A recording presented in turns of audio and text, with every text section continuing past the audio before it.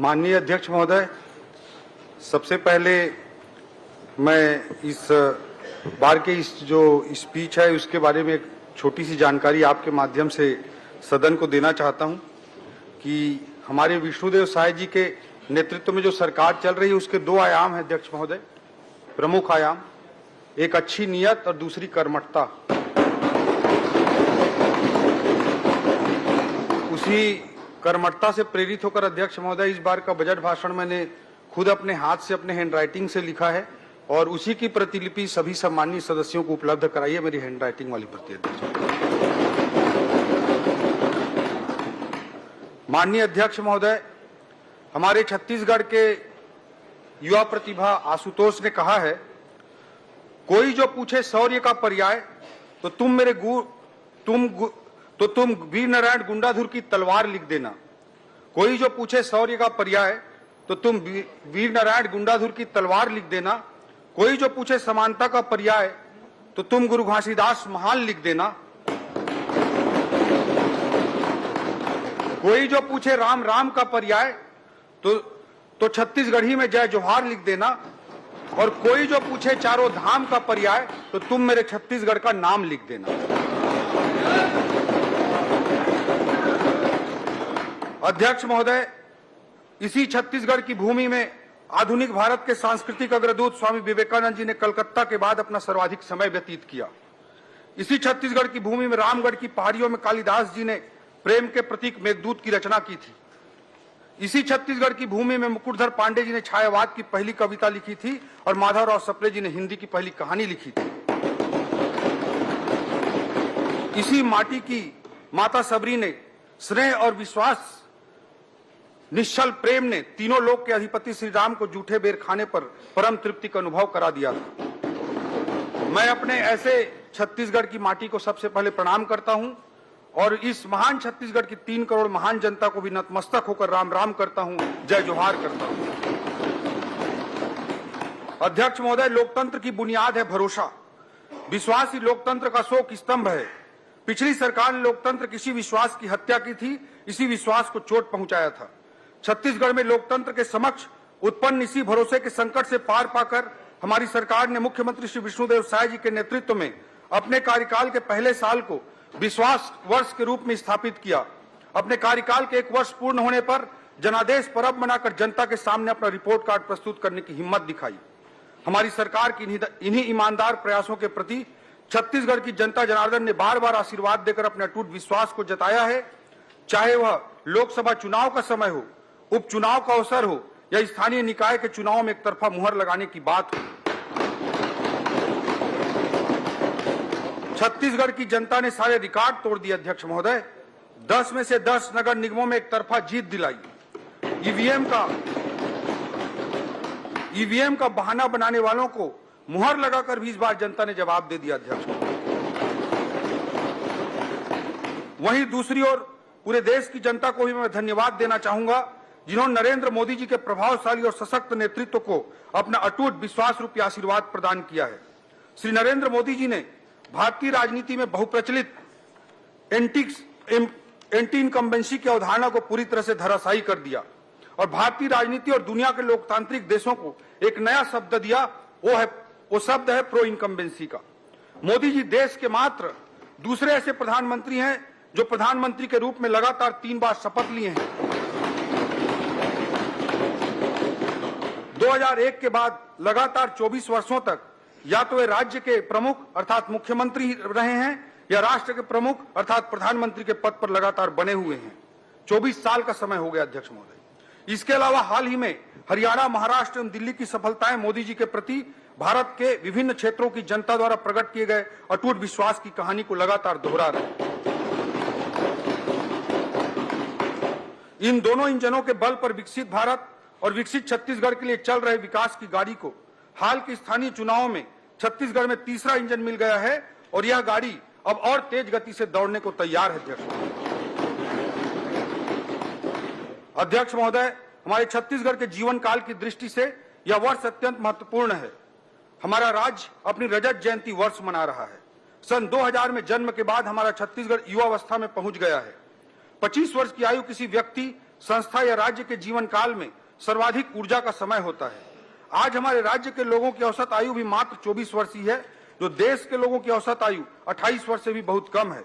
अध्यक्ष महोदय, इन 25 वर्षों में से 15 वर्ष छत्तीसगढ़ ने आपके नेतृत्व में तीव्र प्रगति की और अब हम मुख्यमंत्री श्री विष्णुदेव साय जी के नेतृत्व में प्रदेश को नई ऊंचाइयों तक ले जाने के लिए लगातार काम कर रहे हैं। अध्यक्ष महोदय, इन 25 वर्षों में हमने बहुत कुछ हासिल किया है। हमारे राज्य का जीडीपी वर्ष 2000 में मात्र 21,000 करोड़ रुपया था, अब हम 5 लाख करोड़ की जीडीपी को पार कर चुके हैं। प्रति व्यक्ति आय 10,000 रुपए से बढ़कर 1.5 लाख के पास पहुंच चुका है। विश्वविद्यालयों की संख्या को हमने 4 से बढ़ाकर 25 तक पहुंचाया है।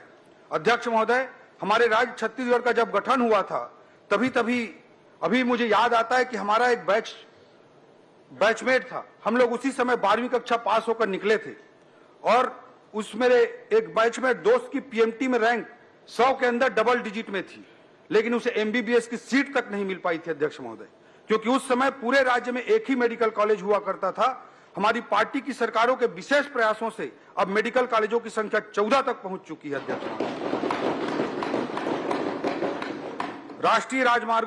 राजकीय राजमार्गों और रेल लाइनों की लंबाई को भी हमने इन 25 सालों में डबल किया है।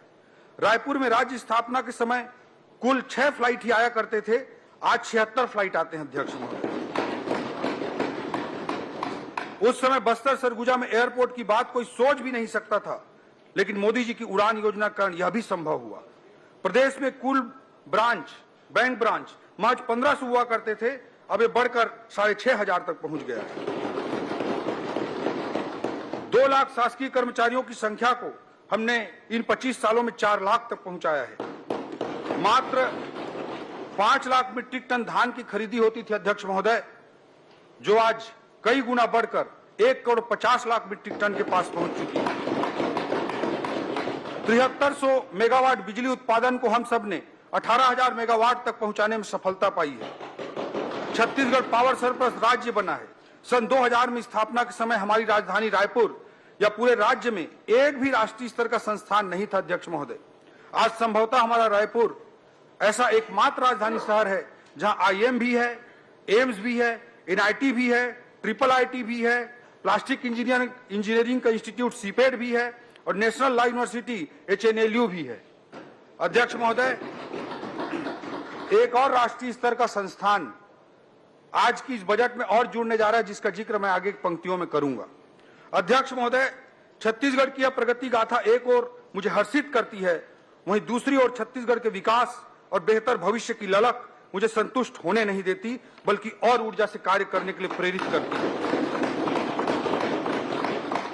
अध्यक्ष महोदय, देश के यशस्वी प्रधानमंत्री श्री नरेंद्र मोदी जी ने कहा है, किसी भी राष्ट्र के जीवन काल में एक पड़ाव आता है जब राष्ट्र अपनी विकास यात्रा में तेजी से प्रगति कर सकता है, और भारत के लिए यह वह समय चल रहा है, अमृत काल चल रहा है, जो भारत के इतिहास का यह कालखंड ऐसा कालखंड है जब देश एक लंबी छलांग लगाने जा रहा है। मोदी जी के इस शब्दों में पुनः कहूं तो यही समय है, सही समय है। माननीय प्रधानमंत्री जी ने देश की स्वतंत्रता के अमृत काल 2047 तक देश को विकसित राष्ट्र बनाने का जो महत्वाकांक्षी लक्ष्य रखा है, उसकी पूर्ति के लिए आवश्यक है कि छत्तीसगढ़ भी राष्ट्र निर्माण की इस पहल में बराबर का योगदान देकर माननीय प्रधानमंत्री जी की परिकल्पना को सार्थक करे। यह हमारे छत्तीसगढ़ के 3 करोड़ जनता के लिए भी उतना ही जरूरी है कि देश की विकास प्रक्रिया में कदम ताल करते हुए हम आगे बढ़ सकें। अध्यक्ष महोदय, हमने अपने राज्य को विकसित राज्य बनाने हेतु छत्तीसगढ़ अंजोर विजन 2047 पथ प्रदर्शक एक दस्तावेज तैयार किया है। यह विजन डॉक्यूमेंट कोई कोरा सपना नहीं है, बल्कि छत्तीसगढ़ के जनता के महत्वाकांक्षाओं, आशाओं और समृद्धि को साकार करने के जीवंत सफर की मार्गदर्शिका है। अध्यक्ष महोदय, यह केवल सरकारी तरीके से बनाया गया कोई सरकारी दस्तावेज मात्र नहीं है। हमने राज्य के सभी वर्गों से विचार विमर्श कर इसको मूर्त रूप प्रदान किया है, क्योंकि हम जानते हैं कि विकसित छत्तीसगढ़ का स्वरूप केवल सरकार तय न करे, बल्कि यह जन भावनाओं से प्रेरित हो, यह हमारी मान्यता है। अध्यक्ष महोदय, हमारे विजन डॉक्यूमेंट में अल्पकालिक, मध्यकालिक और दीर्घकालिक लक्ष्य उनको प्राप्त करने की रणनीति शामिल है। हमारी सरकार प्रत्येक बजट भी विजन डॉक्यूमेंट के अनुरूप ही उठा करके एक एक कदम के रूप में प्रस्तुत करेगी। पिछले सत्र में प्रस्तुत बजट से ज्ञान के रूप में समावेशी विकास की जो नींव हमारे द्वारा रखी गई थी, आज का बजट उसी विकास श्रृंखला का अगला पड़ाव है। हमने पिछले बजट में ज्ञान तथा गरीब, युवा, अन्नदाता, किसान और नारी को केंद्र बिंदु बनाकर योजनाओं का न केवल निर्माण किया, अपितु मुख्यमंत्री विष्णुदेव साय जी के नेतृत्व में पिछले पूरे 1 साल इन योजनाओं को जनता तक साय साय पहुंचाया भी है। अध्यक्ष महोदय, इस बजट के शुरुआत में मैं ज्ञान अर्थात अंत्योदय या समावेशी विकास को सुनिश्चित करने के लिए आवश्यक रणनीति गति का जिक्र करना चाहूंगा। अध्यक्ष महोदय, पिछले बार हमने ज्ञान को केंद्र बिंदु बनाया था। ज्ञान अर्थात गरीब, युवा, अन्नदाता और नारी, इनको अगर हमको आगे बढ़ाना है, इनका अगर हमको उत्थान करना है तो गति आवश्यक है। अध्यक्ष महोदय, उसे आगे बढ़ाने के लिए, ज्ञान को आगे बढ़ाने के लिए गति की रणनीति आवश्यक है। गति में जी का अर्थ है गुड गवर्नेंस, ए का अर्थ है एक्सीलरेटिंग इंफ्रास्ट्रक्चर, टी का अर्थ है टेक्नोलॉजी और आई का अर्थ है इंडस्ट्रियल ग्रोथ। अध्यक्ष महोदय, गति न केवल ज्ञान के कल्याण के लिए अनिवार्य है, बल्कि हमारे 2030 तक के मध्यकालिक लक्ष्य और 2047 तक के विकसित छत्तीसगढ़ के दीर्घकालिक लक्ष्य को भी प्राप्त करने के लिए जरूरी है। मैं गति के इन्हीं 4 बिंदुओं का इस बजट के दृष्टिकोण से उल्लेख करना चाहूंगा, वर्णन करना चाहूंगा। अध्यक्ष महोदय, सुशासन से तीव्र आर्थिक विकास को पिछले बजट में मैंने 10 आधारभूत रणनीतिक स्तंभों के रूप में रखा था।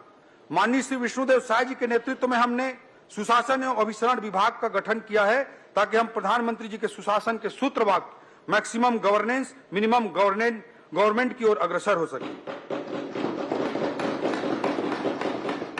एक नए विभाग के रूप में इसे स्थापित करने वाला छत्तीसगढ़ संभवतः देश का पहला राज्य है। अध्यक्ष महोदय,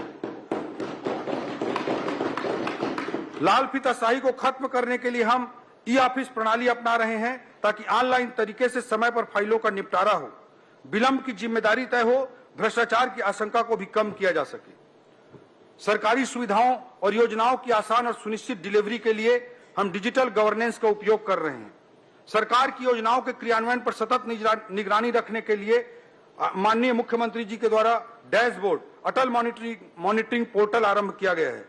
आज के इस बजट में इस हेतु 10 करोड़ रुपए का प्रावधान किया गया है। सरकारी खरीदों में भ्रष्टाचार रोकने के लिए हमने जेम पोर्टल से खरीदी की प्रक्रिया को फिर से प्रारंभ किया है। माननीय मुख्यमंत्री जी के नेतृत्व में हमारी सरकार छत्तीसगढ़ में ease of doing business EODB को बढ़ावा देने के लिए दृढ़ संकल्पित है। हमारे द्वारा प्रथम चरण में 20 विभागों के कुल 216 सुधारों को लागू करने का लक्ष्य रखा गया है। इस पूरी मुहिम, जिसे ब्रैप कहते हैं अध्यक्ष महोदय, बिजनेस रिफॉर्म एक्शन प्लान, का मूल उद्देश्य व्यवस्था में पारदर्शिता लाना तथा नियमों में सरलीकरण करके प्रक्रियाओं को आसान बनाना है। स्टाम्प और पंजीयन विभाग द्वारा सूचना प्रौद्योगिकी का बेहतर उपयोग करते हुए आम जनता को सुविधा प्रदान करने के लिए अनेक कदम उठाए जा रहे हैं। सुगम ऐप के माध्यम से फर्जी रजिस्ट्री को रोकने में मदद मिल रही है। अनेक प्रक्रियाओं को पेपरलेस और फेसलेस भी किया जा रहा है। पंजीयन के 20 मैदानी कार्यालयों को आदर्श उप पंजीयक कार्यालय बनाने के लिए इस बजट में 20 करोड़ का प्रावधान किया गया है। पासपोर्ट ऑफिस की तर्ज पर जमीन रजिस्ट्री हेतु भी लोगों के लिए आसान व्यवस्था स्थापित की जाएगी। हक त्याग एवं बंटवारा में लगने वाले लाखों रुपए के शुल्क के स्थान पर अब मात्र 500 रुपए का प्रावधान कर दिया गया है। इससे भविष्य में उत्पन्न होने वाले लाखों राजस्व विवादों को रोका जा सकेगा। सरकारी विभागों की कार्यकुशलता बढ़ाने, डेटा प्रबंधन को सशक्त बनाने और डिजिटल नवाचार को प्रोत्साहित करने के लिए राज्य के उच्च तकनीकी शिक्षण संस्थानों के साथ मिलकर सीएम सुशासन फेलोशिप आरंभ करने का भी इस बजट में प्रावधान किया गया है। इसके लिए इस बजट में 10 करोड़ रुपए का प्रावधान किया गया। अध्यक्ष महोदय, यह संभवतः पूरे देश में इस तरह का पहला प्रयास है कि आईएम और IIIT के साथ मिलकर ऑन द जॉब ट्रेनिंग शामिल करते हुए दक्ष मानव संसाधन तैयार किए जाएंगे। इससे हमारे छत्तीसगढ़ के युवाओं को उच्च स्तरीय जॉब के अवसर प्राप्त हो सकेंगे। अध्यक्ष महोदय, मुख्यमंत्री हेल्पलाइन आधुनिक कॉल सेंटर की स्थापना के लिए बजट में 22 करोड़ रुपए का प्रावधान किया गया है। अध्यक्ष महोदय, पिछले 1 वर्ष में एंटी करप्शन ब्यूरो द्वारा रिश्वत लेते शासकीय लोगों को 54 मामलों में रंगे हाथों पकड़कर अपराध दर्ज किया गया है। यह इस सरकार की भ्रष्टाचार के खिलाफ स्पष्ट और दृढ़ राजनीतिक इच्छा शक्ति को दर्शाता है। अध्यक्ष महोदय, हमारी सरकार की स्पष्ट सोच है कि किसी भी वस्तु या सेवा की आपूर्ति पश्चात यह सुनिश्चित हो कि क्रय की गई वस्तु या सेवा उच्च गुणवत्ता की हो तथा ठेकेदार, सप्लायर या सेवा प्रदाता को एक निश्चित समय सीमा में उनका भुगतान भी हो जाए। भुगतान के लिए उन्हें ऑफिसों के चक्कर न काटना पड़े। इससे सरकारी कामों में गुणवत्ता भी आएगी और भ्रष्टाचार भी कम होगा। अध्यक्ष महोदय, लोक सेवकों द्वारा उत्कृष्ट कार्य करने पर पीएम एक्सीलेंसी अवार्ड की तर्ज पर प्रदेश में भी एक अवार्ड स्थापित किया जा रहा है। इसके लिए इस बजट में 1 करोड़ रुपए का बजटीय प्रावधान किया गया है और पीएम एक्सीलेंसी अवार्ड की तरह राज्य में सीएम एक्सीलेंसी अवार्ड आने वाले समय में प्रदान किए जाएंगे। अध्यक्ष महोदय, भारत सरकार की एससीए अर्थात स्पेशल कैपिटल असिस्टेंस योजना अंतर्गत राज्य द्वारा किए जा रहे सुधारों, जो रिफॉर्म्स हैं, उनको हम केंद्र के अनुसार कर रहे हैं। जैसे भू अभिलेखों का डिजिटलीकरण, 15 वर्ष से अधिक पुराने शासकीय वाहनों की स्क्रैपिंग, औद्योगिक क्षेत्रों में भू उपयोग का उदारीकरण, पंजीयन प्रक्रिया का डिजिटाइजेशन, एसएनए स्पर्श व्यवस्था, ऐसे रिफॉर्म्स को हमने लागू किया है। और इन रिफॉर्म्स को लागू करने के एवज में भारत सरकार ने इस वर्ष इंसेंटिव के रूप में, पुरस्कार स्वरूप हमारी छत्तीसगढ़ सरकार को 6,000 करोड़ रुपए से अधिक की राशि प्रदान की है। अध्यक्ष महोदय, पिछली सरकार में डीएमएफ भ्रष्टाचार का पर्याय बन गया था। माननीय मुख्यमंत्री जी के नेतृत्व में हमने दंतेवाड़ा में मेडिकल कॉलेज का निर्माण 250 करोड़ रुपए से अधिक की लागत से डीएमएफ से करने का निर्णय लिया है। अध्यक्ष महोदय, डीएमएफ के सदुपयोग के ऐसे अनेकों उदाहरण हम आने वाले वर्षों में और स्थापित करेंगे। आने वाले समय में डीएमएफ अंतर्गत किए गए कार्यों का सोशल ऑडिट भी सुनिश्चित किया जाएगा। अध्यक्ष महोदय, सुधारों का यह प्रारंभ है और यही सुधार हैं जिनके पायदान पर चढ़कर छत्तीसगढ़ अमृत काल के लक्ष्यों को प्राप्त करने के लिए तेजी से आगे बढ़ेगा। अध्यक्ष महोदय, गति के दूसरे बिंदु एक्सेलरेटिंग इंफ्रास्ट्रक्चर, अधोसंरचना को बढ़ावा देना, उस बिंदु पर मैं आना चाहता हूं। अध्यक्ष महोदय, अधिकाधिक पूंजीगत व्यय, मैक्सिमम कैपिटल एक्सपेंडिचर को भी मैंने अपने पिछले बजट में 10 में से एक आधार स्तंभ के रूप में उल्लेख किया था। पूर्व में मैंने आज हमारे राज्य के 25 वर्षों की उपलब्धियों का विस्तार से जिक्र किया है। छत्तीसगढ़ की उपलब्धियों का गौरवगान इस राज्य के निर्माता भारत रत्न श्रद्धेय अटल बिहारी वाजपेयी जी को स्मरण किए बिना अधूरा है। यह सुखद संयोग ही है कि इस वर्ष को हम अपने राज्य में राज्य के रजत जयंती वर्ष के रूप में मना रहे हैं। वहीं यह वर्ष अटल जी का जन्म शताब्दी वर्ष भी है। पिछली सरकार के द्वारा पैदा किए गए भरोसे के संकट के खंडहर पर हमने फिर से नवनिर्माण का संकल्प लिया है। यह न केवल भरोसे के निर्माण का संकल्प है, बल्कि छत्तीसगढ़ के निर्माण का भी संकल्प है। हमने इसलिए छत्तीसगढ़ में इस वर्ष को अटल निर्माण वर्ष के रूप में मनाने का निर्णय हमारे मुख्यमंत्री जी के नेतृत्व में लिया है। यह निर्माण इंफ्रा का निर्माण तो होगा ही, इस निर्माण का आशय सभी क्षेत्रों में नए अवसरों का भी नवनिर्माण है। अध्यक्ष महोदय, हमारी सरकार के पहले बजट में हमने पूंजीगत व्यय के लिए 22,300 करोड़ रुपए का प्रावधान किया था। इस क्रम को आगे बढ़ाते हुए इस बजट में रिकॉर्ड पूंजीगत व्यय के लिए 18% की रिकॉर्ड वृद्धि हमने की है और अब पूंजीगत व्यय 26,341 करोड़ रुपए का प्रावधान इस बजट में किया गया। यह कुल बजट का 16% हिस्सा है और पिछले वर्ष की तुलना में 18% अधिक है। पूंजीगत व्यय किसी भी अर्थव्यवस्था की रीढ़ होती है और शास्त्रियों का मानना है कि 1 रुपए के पूंजीगत व्यय से अर्थव्यवस्था में दीर्घकालिक रूप से 4 रुपए से अधिक का आर्थिक प्रभाव पड़ता है। पूंजीगत व्यय में वृद्धि के प्रयासों के फलस्वरूप भारत सरकार ने एससीए में जो हमको राशि दी है, केवल कैपिटल एक्सपेंडिचर में वृद्धि के कारण भारत सरकार ने इंसेंटिव के रूप में छत्तीसगढ़ को 1,051 करोड़ रुपए प्रोत्साहन स्वरूप प्रदान किए हैं। अध्यक्ष महोदय, मैं बताना चाहूंगा कि विगत कई वर्षों से सब इंजीनियरों की भर्ती नहीं होने के कारण सभी निर्माण विभागों जैसे पीडब्ल्यूडी, पीएचई, जल संसाधन आदि में इंजीनियरों की भारी कमी है। विगत 1 वर्ष में हमने 600 से अधिक इंजीनियरों की भर्ती की वित्तीय अनुमति दी है ताकि इन विभागों में पर्याप्त मानव संसाधन उपलब्ध हों एवं अधिकाधिक पूंजीगत व्यय करके आर्थिक विकास को छत्तीसगढ़ में गति दी जा सके। हमारी सरकार ने सड़कों के सुदृढ़ नेटवर्क बनाने के लिए रोड प्लान 2030 तैयार किया है, जिसका मुख्य उद्देश्य राजधानी से जिला, जिला से जिला, जिला से विकासखंड एवं विकासखंड से विकासखंड स्तर तक चौड़ी और उन्नत सड़कों का जाल बिछाना है। हमने छोटे शहर जो नगर पंचायत या नगर पालिका स्तर के हैं, उनके विकास को ध्यान में रखते हुए इस बजट में माननीय मुख्यमंत्री जी के निर्देश पर एक नई योजना प्रारंभ करने जा रहे हैं। उस योजना का नाम होगा मुख्यमंत्री रिंग रोड योजना। ये नया योजना प्रारंभ होने जा रहा है। इसके लिए इस बजट में प्रारंभिक तौर पर 100 करोड़ रुपए का प्रावधान किया गया। अध्यक्ष महोदय, राज्य के पीडब्ल्यूडी अर्थात लोक निर्माण विभाग के लिए इस बजट में लगभग 9,500 करोड़ रुपए का प्रावधान किया गया है, जो पिछली बार की तुलना में 20% अधिक है। राज्य बनने के बाद पहली बार एक वित्तीय वर्ष में नई सड़कों के निर्माण के लिए इस बार 2,000 करोड़ रुपए का प्रावधान किया गया। अध्यक्ष महोदय, राज्य में पहली बार राष्ट्रीय राजमार्गों के रखरखाव जैसी व्यवस्था राज्य मार्गों एवं मुख्य जिला मार्गों पर भी लागू करने के लिए उन्नत व्यवस्था OPRMC योजना अंतर्गत 20 करोड़ रुपए का प्रावधान इस बजट में किया गया है। अध्यक्ष महोदय, डबल इंजन सरकार केवल एक नारा नहीं है, बल्कि प्रभावशील वास्तविकता है। प्रमाण स्वरूप मैं बताना चाहूंगा कि भारत सरकार ने राज्य में राष्ट्रीय राजमार्गों के निर्माण के लिए पिछले केवल एक वर्ष में लगभग 20,000 करोड़ रुपए के सड़कों की कार्य की स्वीकृति प्रदान की है। अध्यक्ष,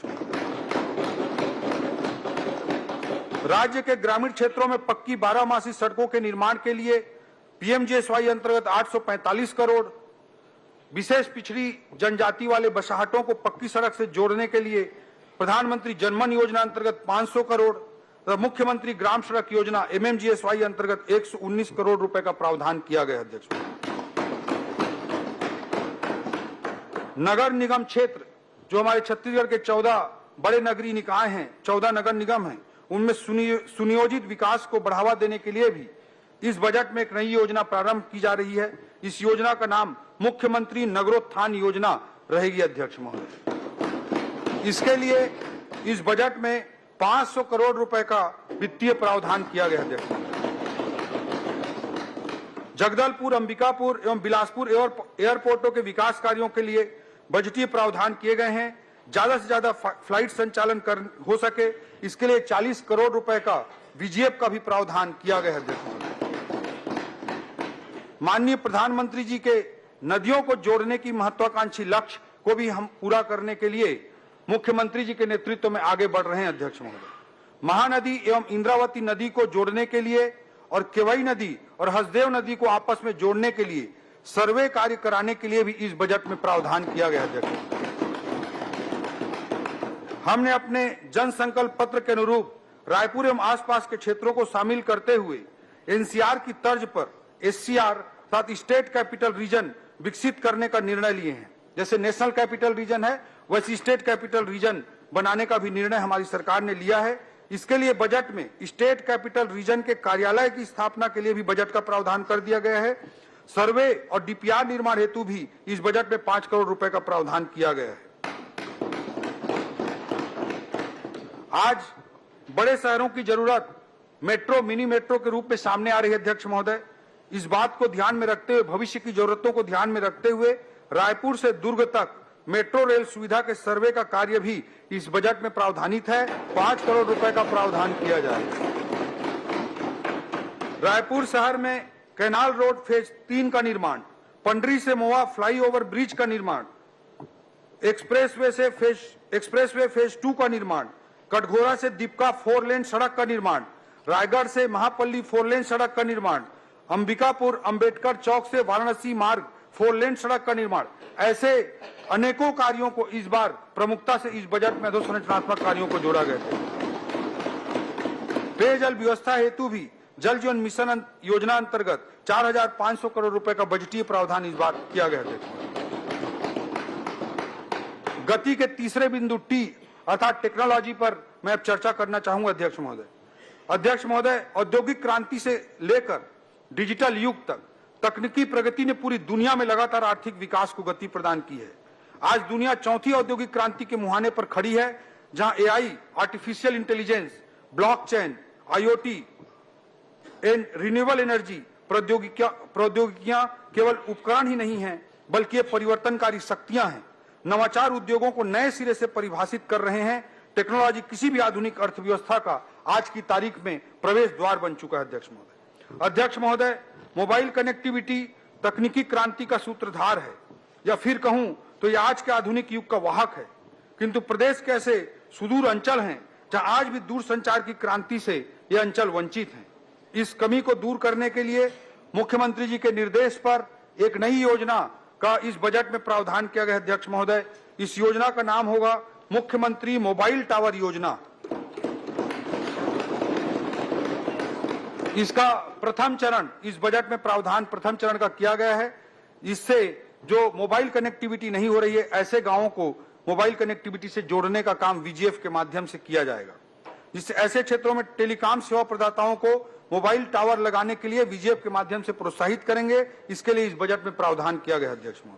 अध्यक्ष महोदय, स्टेट डेटा सेंटर की स्थापना के लिए 40 करोड़, स्वान के संचालन के लिए 18 करोड़, डिजिटल गवर्नेंस के लिए 9 करोड़ का भी प्रावधान किया गया है। आईटी के माध्यम से न्यायिक व्यवस्था को सुदृढ़ करने के लिए न्यायालयों के कंप्यूटरीकरण के लिए 37 करोड़ का प्रावधान किया गया है। डिजिटल क्रॉप सर्वे के लिए 40 करोड़ का प्रावधान किया गया है। ई धरती योजना के अंतर्गत भू अभिलेखों के डिजिटलीकरण के लिए 48 करोड़ रुपए का प्रावधान किया गया है। वित्तीय टेक्नोलॉजी आधारित वित्तीय प्रबंधन के लिए इफमिस की व्यवस्था को लागू करने के लिए 45 करोड़ और आबकारी विभाग में centralised command and control system को स्थापित करने के लिए 3 करोड़ रुपए का प्रावधान किया गया है। जिला स्तर पर तकनीक का प्रयोग करते हुए जीडीपी का मूल्यांकन करने के लिए स्टैटिस्टिकल एनालिसिस सिस्टम की स्थापना हेतु 7 करोड़ रुपए का प्रावधान किया गया है। यह दुर्भाग्यजनक है अध्यक्ष महोदय कि अब तक जिलों का पृथक से जीडीपी की गणना नहीं की जाती थी। अब विभिन्न जिलों के जीडीपी की गणना की जा सकेगी एवं जिलावार विकास रणनीति भारत सरकार की तरह एस्पिरेशनल डिस्ट्रिक्ट, आकांक्षी जिलों की तरह हम योजना बनाकर रणनीतिबद्ध ढंग से काम कर सकेंगे। नवाचारों को प्रोत्साहित करने तथा प्रशासन में इमर्जिंग टेक्नोलॉजी के उपयोग को बढ़ावा देने के लिए भी बजट में अलग से 5 करोड़ रुपए का प्रावधान किया गया। अध्यक्ष महोदय, गति के चौथे बिंदु इंडस्ट्रियल ग्रोथ पर मैं आता हूं। अध्यक्ष महोदय, हमारे राज्य की आबादी की औसत आयु को देखते हुए एवं राज्य में ज्यादा से ज्यादा रोजगार सृजन करने के लिए राज्य की नई औद्योगिक नीति को माननीय मुख्यमंत्री जी की मंशानुरूप निवेश आधारित न बनाकर रोजगार सृजन पर केंद्रित बनाया गया है। अध्यक्ष महोदय, इसे सर्वसमावेशी बनाते हुए समाज के कमजोर वर्ग, महिला, नक्सल पीड़ित, नक्सल समर्पित और अग्निवीर जैसे विशेष समुदायों के लिए विशेष प्रावधान किए गए हैं। अध्यक्ष महोदय, निवेशकों को राज्य में आकर्षित और प्रोत्साहित करने के लिए हाल ही में मुख्यमंत्री जी के नेतृत्व में दिल्ली और मुंबई में इन्वेस्टर्स कनेक्ट कार्यक्रम आयोजित किए गए, जिसमें देश के बड़े उद्योगपतियों ने विभिन्न क्षेत्रों जैसे प्लास्टिक, टेक्सटाइल, खाद्य प्रसंस्करण, सीमेंट, आईटी आदि में निवेश की इच्छा जताई है। आज हमारी नई औद्योगिक नीति का नतीजा है कि सेमीकंडक्टर, रिन्यूएबल एनर्जी जैसे क्षेत्रों में भी निवेश के लिए कंपनियां छत्तीसगढ़ में आ रही हैं।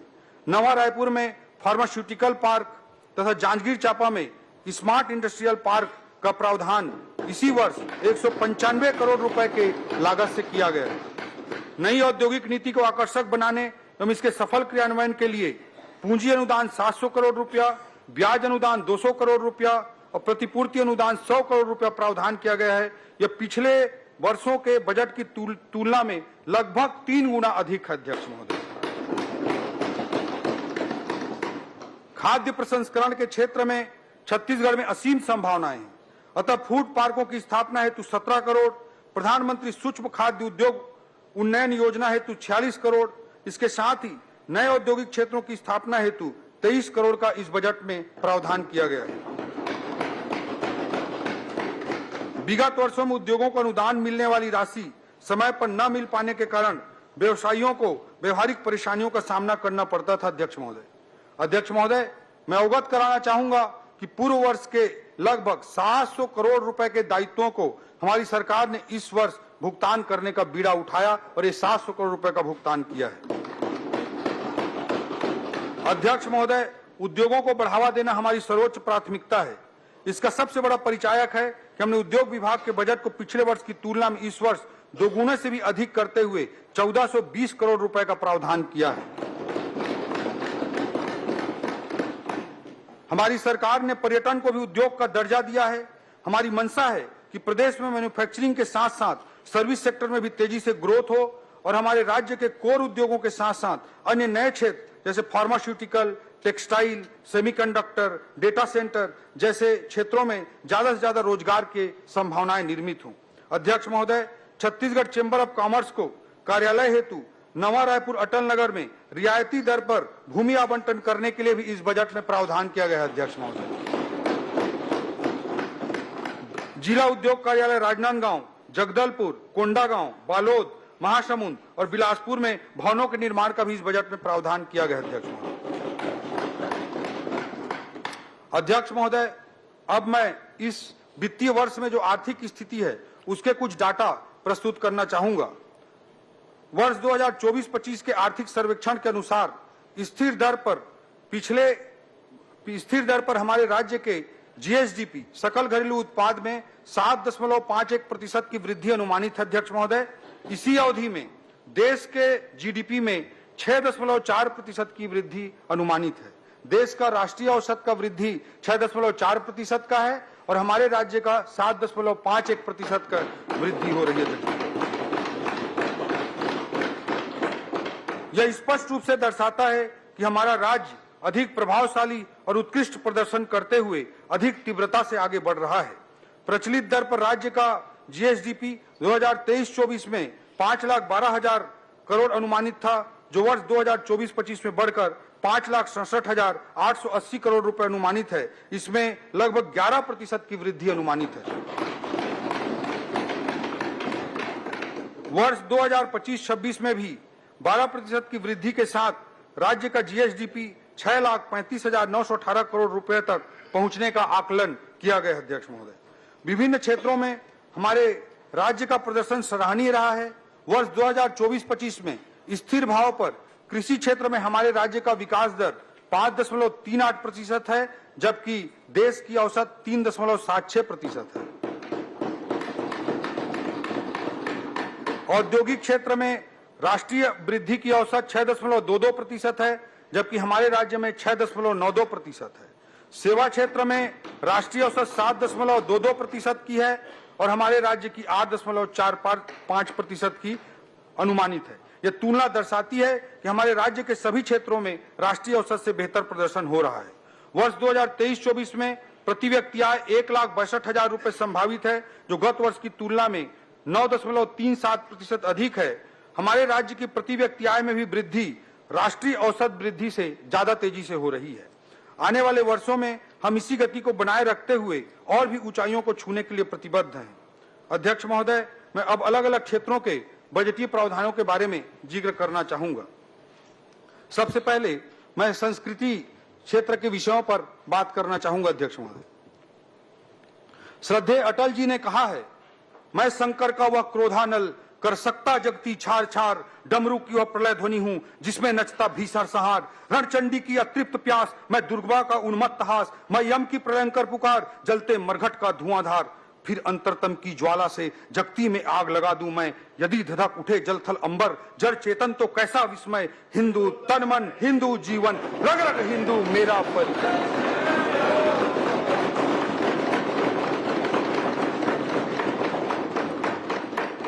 अध्यक्ष महोदय, हिंदू किसी मजहब का नाम नहीं है। माननीय सर्वोच्च न्यायालय ने भी कहा है कि एक जीवन पद्धति का नाम है, जीने का एक तरीका है। सर्वे भवन्तु सुखिना का भाव ही हिंदुत्व है और हमें गर्व है इस महान सोच पर, हमें गर्व है इस जीवन पद्धति पर जो हमेशा दुनिया को जीना सिखाते आई। और आज पूरी दुनिया को यह वर्ल्ड ऑर्डर और पीस तथा विश्व व्यवस्था और शांति की गारंटी अगर कोई दे सकता है तो हिंदू की विचारधारा दे सकती है। अध्यक्ष महोदय, दीनदयाल उपाध्याय जी का सांस्कृतिक राष्ट्रवाद इस हिंदुत्व का अनिवार्य हिस्सा है। सांस्कृतिक राष्ट्रवाद भी कोई अमूर्त अवधारणा नहीं है। अध्यक्ष महोदय, इसका सीधा अर्थ इतना ही है कि राष्ट्र का आधार संस्कृति होता है। पश्चिम केवल राज्य को परिभाषित करता है। अध्यक्ष महोदय, जीवंत राष्ट्र की परिकल्पना कभी पश्चिम की डिक्शनरी में नहीं हो सकती है। पश्चिम कहता है कि राज्य के 4 अंग होते हैं: जनसंख्या, क्षेत्रफल, सरकार और संप्रभुता। पश्चिम नहीं समझ सकता कि राष्ट्र का प्राण तत्व संस्कृति होता है। दुर्भाग्य से हमारी शिक्षा पद्धति भी अधिकांश अवसरों में यही पढ़ाते सिखाती आई। अध्यक्ष महोदय, ये हमारा दुर्भाग्य रहा। तीर्थराज प्रयाग के त्रिवेणी पर जो भारत दिखा ना, वही संस्कृति आधारित राष्ट्र है। प्रयागराज के त्रिवेणी से लेकर राजिम के त्रिवेणी तक, भगवान श्री राम के ननिहाल छत्तीसगढ़ में सुदूर सामरी से लेकर सुकमा तक हमारे भांचा राम के जो पद चिन्ह है, वही इस राष्ट्र की संस्कृति का प्राणवायु है। अध्यक्ष महोदय, हम राज्य में सांस्कृतिक पहचान और राष्ट्रीय जन जागरण के लिए लगातार प्रयासरत हैं। इन्हीं प्रयासों के तहत प्रयागराज में आयोजित महाकुंभ में हमने छत्तीसगढ़ पवेलियन की स्थापना की, जहां हमारे प्रदेश के श्रद्धालुओं के लिए रुकने, खान पान की व्यवस्था की गई। राज्य के 1.25 लाख श्रद्धालुओं ने इस सुविधा का लाभ उठाया। अध्यक्ष महोदय, कुंभ मेला में इस बार माननीय राज्यपाल महोदय, माननीय मुख्यमंत्री जी के साथ साथ हमारे छत्तीसगढ़ के सभी सम्मानीय सांसद, मंत्री एवं विधायकगण ने आपके विशेष आमंत्रण को स्वीकार किया। अध्यक्ष महोदय, और पवित्र संगम के स्नान का सौभाग्य प्राप्त किया। अध्यक्ष महोदय, इसके लिए भी मैं आपको धन्यवाद देना चाहता हूं। पिछले साल अयोध्या में भव्य राम मंदिर की स्थापना के बाद से ही हम छत्तीसगढ़ के भांचा राम के भक्तों को रामलला के दर्शन कराने के लिए विशेष योजना चला रहे हैं, जिसके तहत अब तक 22,000 से अधिक श्रद्धालुओं को रामलला का दर्शन कराया जा चुका है। अगले वित्त वर्ष के लिए इस बजट में इस प्रयोजन के लिए 36 करोड़ रुपए का प्रावधान किया गया है। सभी धर्मों के आस्था के केंद्र बिंदु डोंगरगढ़ में 59 करोड़ की लागत से परिक्रमा पथ तथा मां बमलेश्वरी मंदिर के सामने वाई सेप का पुल 21 करोड़ रुपए की लागत से, इन दोनों कार्यों की स्वीकृति इस वित्तीय वर्ष में जारी की जा रही है। अध्यक्ष महोदय, हमारी सरकार चंपारण, सिरपुर जैसे अन्य धार्मिक स्थलों के विकास को भी सुनिश्चित करने के लिए संकल्पित है। अध्यक्ष महोदय, छत्तीसगढ़ के बगियाला मिलजुल के सजाबो जी, हमर माटी हमर तीरथ है, अब राजिम कुंभ घलो नहाबो जी। एक छत्तीसगढ़ी व्यक्ति की भावना है। अध्यक्ष महोदय, हमने राजिम कुंभ का सुंदर आयोजन फिर से प्रारंभ किया है और आज के इस बजट में अगले साल के आयोजन के लिए 8 करोड़ रुपए का वित्तीय प्रावधान भी रखा गया है। छत्तीसगढ़ के श्रद्धालुओं को सिंधु दर्शन और कैलाश मानसरोवर यात्रा पर जाने के लिए बजटीय प्रावधान भी इस बजट में किया गया है। अध्यक्ष महोदय, अध्यक्ष महोदय, पिछली सरकार ने तीर्थ यात्रा योजना को बंद कर दिया था। मैं बताना चाहूंगा कि इस योजना अंतर्गत लगभग 2.5 लाख हितग्राहियों ने हरिद्वार, पुरी, द्वारिका, श्रवणबेलगोला, सारनाथ, सबरीमाला, वैष्णो देवी, स्वर्ण मंदिर इत्यादि महत्वपूर्ण धार्मिक स्थानों की यात्रा की थी। पिछले बजट में हमने इस योजना को पुनः आरंभ किया और आज की इस बजट में इस योजना को, तीर्थ यात्रा योजना को चलाने के लिए 15 करोड़ रुपए के वित्तीय प्रावधान की घोषणा की। अध्यक्ष महोदय, हमारे छत्तीसगढ़ और छत्तीसगढ़ की स्थानीय संस्कृति के लिए हमारी प्रतिबद्धता अनवरत अटूट रही है। विपक्षी साथियों की सरकारों को छत्तीसगढ़ राज्य बनाने का अवसर दशकों तक मिला, लेकिन उन्होंने नहीं बनाया। अगर छत्तीसगढ़ किसी ने बनाया तो श्रद्धेय अटल जी ने बनाया। हमने छत्तीसगढ़ी को राजभाषा का दर्जा दिया। हमने छत्तीसगढ़ राजभाषा आयोग का गठन किया। हमारे छत्तीसगढ़ के महान विभूतियों के नाम पर हमने अनेक अलंकरण स्थापित किए। हमारे छत्तीसगढ़ के धरोहर पद्मश्री कवि सुरेंद्र दुबे जी ने लिखा, अध्यक्ष महोदय, धन्य धन्य ये धरती, धन्य धन्य ये धरती जिसमें कौशल्या ने जन्म लिया, सीता का वनवास हुआ तो इस माटी ने शरण दिया।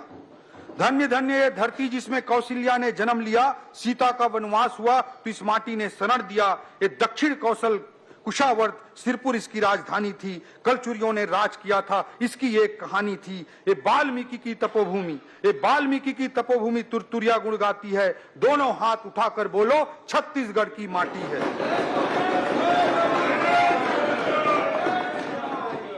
अध्यक्ष महोदय, हमारी सरकार स्थानीय आदिवासी संस्कृति को संजो कर रखने के लिए विशेष संग्रहालय की स्थापना कर रही है, जिसमें राज्य के जनजातीय समुदायों की सांस्कृतिक विविधता के आर्टिफैक्ट्स को 14 गैलरियों में संजोया जाएगा।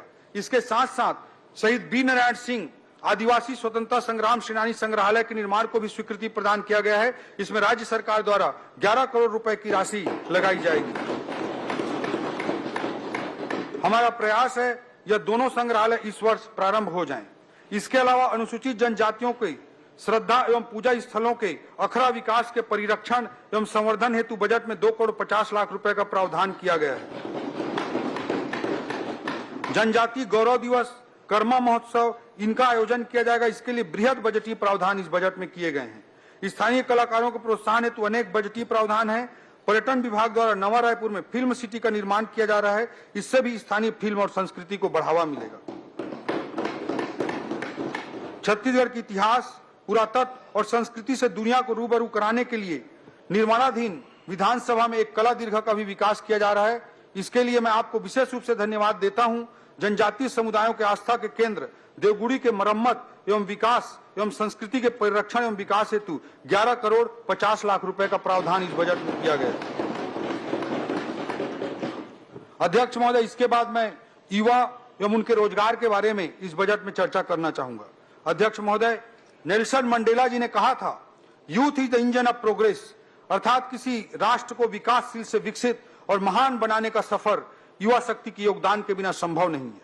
अभी हाल ही में जर्मन चांसलर ने अपनी भारत यात्रा के दौरान माननीय प्रधानमंत्री मोदी जी के समक्ष इस बात की घोषणा की थी कि जर्मनी में भारत के कुशल वर्क फोर्स के लिए वीजा जारी करने की सीमा 20,000 से बढ़ाकर लगभग 1 लाख कर दी जाएगी। विश्व पटल पर भारत की उभरती युवा शक्ति का सबसे बड़ा प्रमाण है। अध्यक्ष महोदय, विकसित देशों की आबादी तेजी से बूढ़ी हो रही है। आज जापान की औसत आयु 50 वर्ष, जर्मनी की औसत आयु 47 वर्ष, चीन की औसत आयु 40 वर्ष, अमेरिका की औसत आयु 39 वर्ष है।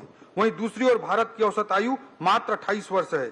और अगर मैं छत्तीसगढ़ के औसत आयु की बात करूं तो यह देश की औसत आयु 28 वर्ष से भी कम 24 वर्ष ही है। डेमोग्राफिक डिविडेंड प्राप्त करने का हमारे राज्य के लिए सबसे अनुकूल समय है। अध्यक्ष महोदय, जैसा कि मैंने पूर्व में बताया कि हमने अपने औद्योगिक नीति को निवेश आधारित न बनाकर रोजगार सृजन पर आधारित बनाया है। जो छूट दी जाएगी, जो सब्सिडी दी जाएगी, उसका आधार निवेश की सीमा नहीं होगी, बल्कि अधिकाधिक रोजगार सृजन के क्राइटेरिया पर यह छूट और सब्सिडी प्रदान की जाएगी। जो सही मायने में हमारे सरकार के राज्य की युवा शक्ति के प्रति आस्था का, हमारी सोच का प्रतीक है। युवाओं के प्रासंगिक कौशल विकास के लिए मुख्यमंत्री कौशल विकास योजना अंतर्गत 26 करोड़ रुपए का बजटीय प्रावधान इस बजट में किया गया है। अध्यक्ष महोदय, पिछले 25 सालों में रायपुर में निर्मित हुए राष्ट्रीय संस्थानों का मैंने जिक्र किया। एक नए राष्ट्रीय संस्थान की स्थापना की घोषणा इस बजट में और की जा रही है, जो रायपुर के और पूरे छत्तीसगढ़ के माथे पर एक और तिलक होगा। हमारा छत्तीसगढ़ कला कौशल जैसे बेल मेटल आर्ट, कोसा, टेराकोटा, बैम्बू आर्ट इत्यादि से परिपूर्ण है, किंतु आज आधुनिकता के दौर में इन्हें प्रासंगिक बनाना है। हमारे द्वारा नवा रायपुर में NIFT, national institute of fashion technology की स्थापना का निर्णय लिया गया है, जिससे इन कलाकृतियों को नया आधुनिक तरीके से वैश्विक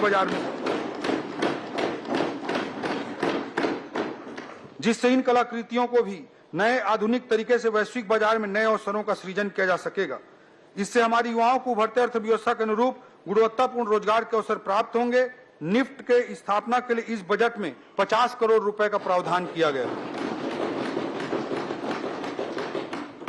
अध्यक्ष महोदय, राज्य, राष्ट्रीय और अंतर्राष्ट्रीय स्तर पर अर्थव्यवस्था में नित्य नए अवसर सृजित हो रहे हैं और नर्सिंग एक ऐसा ही क्षेत्र है। कोई युवा बहन अगर नर्सिंग का कोर्स कर लेती है तो उसे आसानी से रोजगार मिल सकता है। रोजगार की असीम संभावनाएं हैं। देश की आजादी के बाद से लेकर आज तक हमारे छत्तीसगढ़ में आज तक कुल 8 शासकीय नर्सिंग कॉलेज स्थापित हुए थे। नर्सिंग क्षेत्र की संभावनाओं को ध्यान में रखते हुए हमारे मुख्यमंत्री जी के निर्देश पर इस बार इसी बजट में 12 अतिरिक्त नर्सिंग कॉलेज की स्थापना का निर्णय लिया गया है। अब नर्सिंग कॉलेजों की संख्या हमारे छत्तीसगढ़ में 8 से बढ़कर 20 हो जाएगी। अध्यक्ष महोदय, ये 12 नर्सिंग कॉलेज जो स्थापित हो रहे हैं उनमें बलरामपुर में स्थापित हो रहा है, दंतेवाड़ा में स्थापित हो रहा है, जांजगीर चांपा जिले में स्थापित होगा, बीजापुर, कुरुद, जसपुर, नवा रायपुर, बैकुंठपुर, पुसौर, कांकेर, कोरबा और महासमुंद में ये स्थापित किए जाएंगे। इसके लिए 34 करोड़ रुपए का बजटीय प्रावधान किया गया है। ऐसा ही क्षेत्र फिजियोथेरेपी का क्षेत्र भी नया क्षेत्र के रूप में उभर रहा है। अध्यक्ष महोदय, छत्तीसगढ़ राज्य की स्थापना या हम कहें आजादी के बाद से आज तक छत्तीसगढ़ में सरकारी केवल एक फिजियोथेरेपी कॉलेज स्थापित है। इस बजट में एक साथ 6 नए फिजियोथेरेपी कॉलेज की स्थापना का निर्णय आदरणीय मुख्यमंत्री जी के निर्देश पर हमने लिया है। ये 6 फिजियोथेरेपी कॉलेज स्थापित किए जाएंगे बिलासपुर में, दुर्ग में, जगदलपुर में, जसपुर में, रायगढ़ में और मनेन्द्रगढ़ में। अध्यक्ष महोदय, इस योजना के क्रियान्वयन के लिए 6 करोड़ रुपए का बजटीय प्रावधान किया गया। अध्यक्ष महोदय, प्रदेश के औद्योगिक प्रशिक्षण संस्थान, ITI एवं पॉलिटेक्निक कॉलेजों के कोर्स उनकी वर्तमान जरूरतों के अनुरूप नहीं बन पाए हैं। रोजगार उन्मुखी प्रशिक्षण प्रदान करने के लिए इन संस्थानों के अपग्रेडेशन की आवश्यकता है। इसके लिए इस बजट में ITI और पॉलिटेक्निक कॉलेजों को वर्तमान जरूरतों के अनुरूप बनाने के लिए 100 करोड़ रुपए का प्रावधान किया गया है। कुस्तुरा तहसील दुलदुला जिला जसपुर में नई ITI के लिए बजटीय प्रावधान किया गया है। आज अर्थव्यवस्था में सर्विस सेक्टर में रोजगार के बहुत ज्यादा अवसर विद्यमान हैं और पर्यटन क्षेत्र ऐसा ही एक क्षेत्र है। बस्तर जिले के कांगेर घाटी नेशनल पार्क में स्थित धुड़माराज गांव को यूनाइटेड नेशंस के वर्ल्ड टूरिज्म ऑर्गेनाइजेशन के द्वारा बेस्ट टूरिज्म विलेज के रूप में चयनित किया गया है। जसपुर के मधेश्वर पहाड़ को golden book of world record द्वारा विश्व का सबसे बड़ा प्राकृतिक शिवलिंग माना गया है। इन उपलब्धियों से प्रेरित होकर एवं रोजगार के असीम संभावनाओं को देखते हुए मुख्यमंत्री जी के निर्देश पर इस बजट में होम स्टे पॉलिसी के लिए भी बजटीय प्रावधान किया गया है, जिसका विशेष फोकस बस्तर और सरगुजा क्षेत्र होगा। इसके लिए बजट में 5 करोड़ रुपए का प्रावधान किया गया है। इस पॉलिसी का विशेष फोकस बस्तर और सरगुजा क्षेत्र होगा। अध्यक्ष महोदय, SSIP student startup innovation policy के तहत छत्तीसगढ़ की युवाओं की रचनात्मकता, नवाचार और उद्यमिता को सशक्त बनाने एवं सतत विकास को बढ़ावा देने के लिए 5 करोड़ रुपए का बजटीय प्रावधान किया गया है। ये सारे प्रयास इसी उद्देश्य के साथ किए जा रहे हैं कि हम अपनी युवाओं को शासकीय नौकरी के साथ साथ उभरती हुई अर्थव्यवस्था में निर्मित हो रहे रोजगार के नए विकल्पों के लिए तैयार कर सकें। ये हमारी रणनीति है। अध्यक्ष महोदय, हमारे आदरणीय मुख्यमंत्री जी के मार्गदर्शन में 20 विभागों में पिछले 1 वर्ष में 10,000 से अधिक भर्तियों की स्वीकृति वर्तमान वित्तीय वर्ष में दी गई है।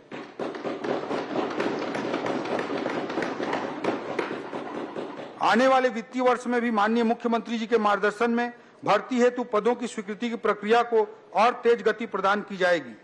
मुख्यमंत्री जी के मार्गदर्शन में स्कूलों के शिक्षकों एवं कॉलेजों के शैक्षणिक पदों की भर्ती के प्रथम चरण की स्वीकृति भी इस वित्तीय वर्ष में प्रदान की जाएगी। अध्यक्ष महोदय,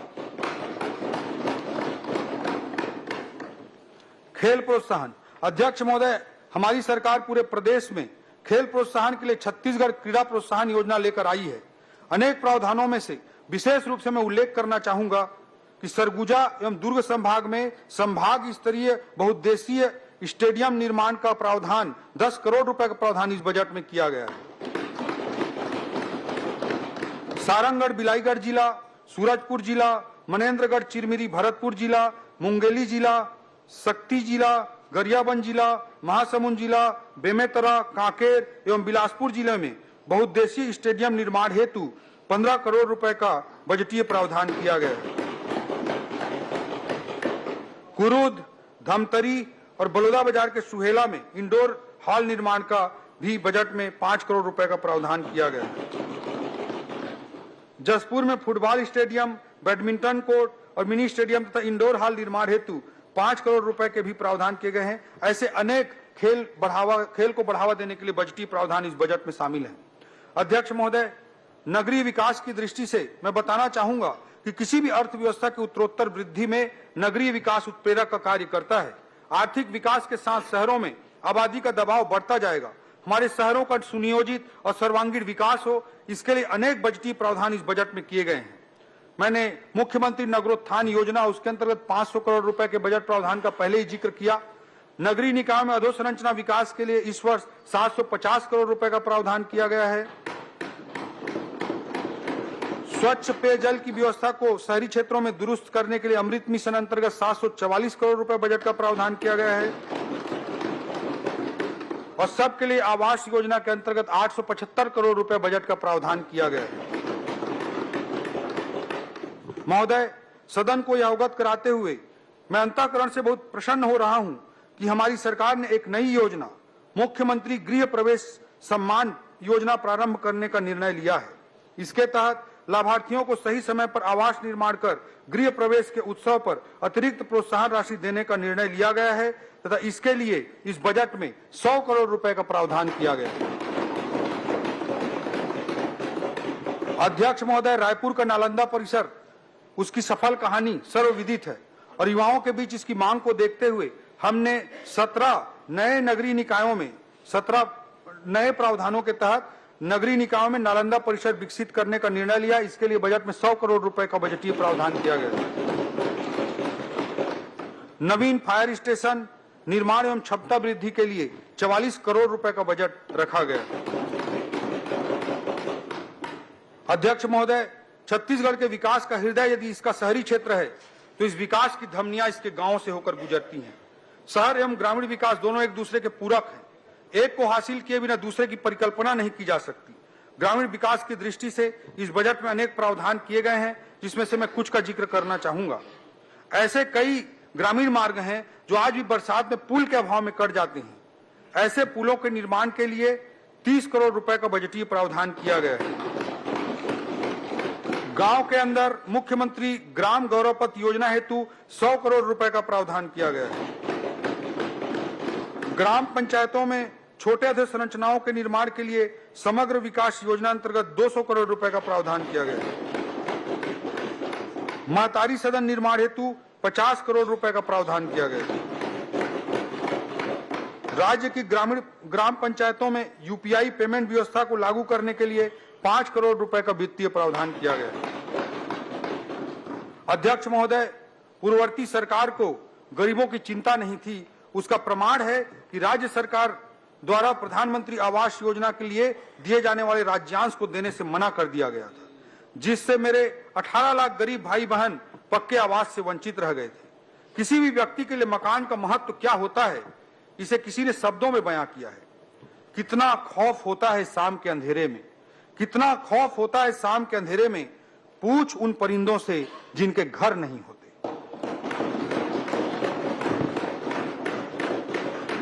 अध्यक्ष महोदय, हमने अपनी पहली कैबिनेट में मोदी की गारंटी के अंतर्गत महत्वपूर्ण बिंदु को पूरा करने के लिए 18 लाख प्रधानमंत्री आवास निर्माण को पूरा करने का संकल्प लिया है। इस वर्ष हमारे द्वारा प्रधानमंत्री आवास योजना ग्रामीण के लिए 8,500 करोड़ रुपए का वित्तीय प्रावधान किया गया है। विशेष पिछड़ी जनजाति समूहों पीवीटीजीज के आवास निर्माण के लिए विशेष प्रावधान करते हुए 300 करोड़ रुपए की व्यवस्था की गई है। महोदय, यह बताते हुए मुझे हर्ष हो रहा है कि प्रधानमंत्री आवास के क्राइटेरिया में और सरलीकरण अब होने जा रहा है। जिसके पास 2 पहिया वाहन है, जिसके पास 2.5 एकड़ तक सिंचित जमीन है, 5 एकड़ तक असिंचित भूमि है या जिनकी आय 15,000 रुपए प्रति माह है, उनको भी अब प्रधानमंत्री आवास योजना ग्रामीण का लाभ मिलेगा।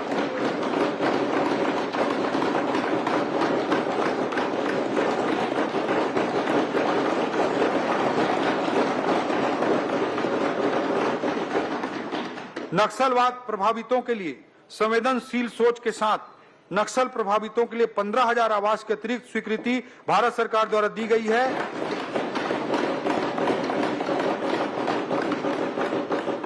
जो डबल इंजन सरकार का परिचायक है। प्रधानमंत्री श्री मोदी जी की प्रेरणा से राज्य में स्वच्छ भारत मिशन के गांवों में अत्यंत सराहनीय कार्य हुआ है। अतः इसी गति को बनाए रखने के लिए इस वर्ष हमने 200 करोड़ रुपए का बजटीय प्रावधान किया है। नवा रायपुर अटल नगर। अध्यक्ष महोदय, आजाद भारत में जब कभी भी शहरी विकास का इतिहास लिखा जाएगा तो इसमें मुझे तनिक भी संदेह नहीं है कि नवा रायपुर एक स्वर्णिम अध्याय के रूप में वर्णन किया जाएगा। नवा रायपुर छत्तीसगढ़ की अर्थव्यवस्था का ग्रोथ इंजन का पर्याय बनने जा रहा है और निश्चित तौर पर आने वाले समय में विकास के राष्ट्रीय मानचित्र पर छत्तीसगढ़ को नवा रायपुर मजबूती से स्थापित करेगा। आज नवा रायपुर में RBI, union bank, Indian overseas bank, PNB, bank of India, NTPC, इन सब के क्षेत्रीय कार्यालय स्थापित हो चुके हैं। बालको कैंसर अस्पताल, सत्यसाई अस्पताल जैसे अनेक संस्थान भी नए कीर्तिमान स्थापित करके लोगों की सेवा कर रहे हैं। आज नवा रायपुर में EMC, electronic manufacturing cluster, IT क्षेत्र में भी यह एक बड़ा केंद्र बनकर उभर रहा है। आज यहां पर सेमीकंडक्टर, डेटा सेंटर जैसे क्षेत्रों के से संबंधित उद्योग भी आ रहे हैं। वेडिंग डेस्टिनेशन के रूप में भी नवा रायपुर ने पहचान बनाई है, जिसके कारण होटल इंडस्ट्री के लिए भी यह एक आकर्षक केंद्र बनकर उभर रहा है। नवा रायपुर में राष्ट्रीय एवं अंतर्राष्ट्रीय स्तर की मेडिकल सुविधा प्रदान करने के लिए 100 एकड़ में मेडिसिटी विकसित करने की योजना बनाई गई है। इसके अलावा लगभग 100 एकड़ क्षेत्र में नवा रायपुर में एजुसिटी विकसित करने के लिए भी बजटीय प्रावधान किया गया है। नवा रायपुर के गोल्फ कोर्स में नेशनल गोल्फ टूर्नामेंट का आयोजन भी हाल ही में संपन्न हो पाया। यहां पर देश का तीसरा सबसे बड़ा इंटरनेशनल क्रिकेट स्टेडियम हमारे द्वारा बनाया गया है। नवा रायपुर के बढ़ते विकास को देखते हुए integrated command and control centre ICCC के उन्नयन, संचालन एवं संधारण हेतु इस बजट में 40 करोड़ रुपए का प्रावधान किया गया है। विकसित भारत का आइकॉनिक डेस्टिनेशन निर्माण के लिए 20 करोड़ रुपए का इस बजट में प्रावधान किया गया है। नवा रायपुर में ई बस सेवाओं के लिए 10 करोड़, सीवरेज ट्रीटमेंट प्लांट के लिए 20 करोड़, साइंस सिटी की स्थापना के लिए 37 करोड़ और नई लाइब्रेरी बनाने के लिए 20 करोड़ रुपए का प्रावधान किया गया है। Plug and play office space विकसित किए जाने के लिए 156 करोड़ की लागत से कॉमर्शियल ऑफिस कॉम्प्लेक्स के निर्माण हेतु प्रावधान है। हमने सीबीडी तथा कॉमर्शियल टावर में 2000 आईटी रोजगार प्रदान करने के लिए टेली परफॉर्मेंस, स्क्वायर बिजनेस और सीएसएम जैसी कंपनियों के साथ एमओयू कर लिया है। इस वर्ष में ही 700 से अधिक लोगों को रोजगार ऑलरेडी मिल चुका है। नवा रायपुर में बसाने की दृष्टिकोण से, लोगों की सुविधा की दृष्टिकोण से एसडीएम कार्यालय और नवीन तहसील कार्यालय के लिए भी इस बजट में प्रावधान किया गया है। महिला एवं बाल विकास अध्यक्ष महोदय, किसी भी समाज के समृद्ध होने की परिकल्पना तब तक नहीं की जा सकती है जब तक उस समाज में एक आदर्श संस्कृति का निर्माण न हो, और एक समृद्ध संस्कृति के निर्माण की बुनियाद उस समाज में नारी के सम्मान पर टिकी रहती है। हमारे आर्थिक विकास का आधार महिला सशक्तिकरण, नारी उत्थान तथा नारी का राज्य की जीडीपी में योगदान रहा है और रहेगा। पिछले वित्तीय वर्ष में मोदी की गारंटी अंतर्गत 1 मिनट चौधरी, वित्तीय वर्ष 2020-25, 2025-26 के विस्थापन की कार्यवाही पूर्ण होने तक सभा के भोजन अवकाश के समय में वृद्धि की जाती है। मैं समझता हूं सभा सहमत हो। पिछले वित्तीय वर्ष में मोदी की गारंटी के अंतर्गत महतारी वंदन योजना में 3000 करोड़ का प्रावधान रखा गया था तथा इस वर्ष 5500 करोड़ रुपए का बजटीय प्रावधान रखा गया था।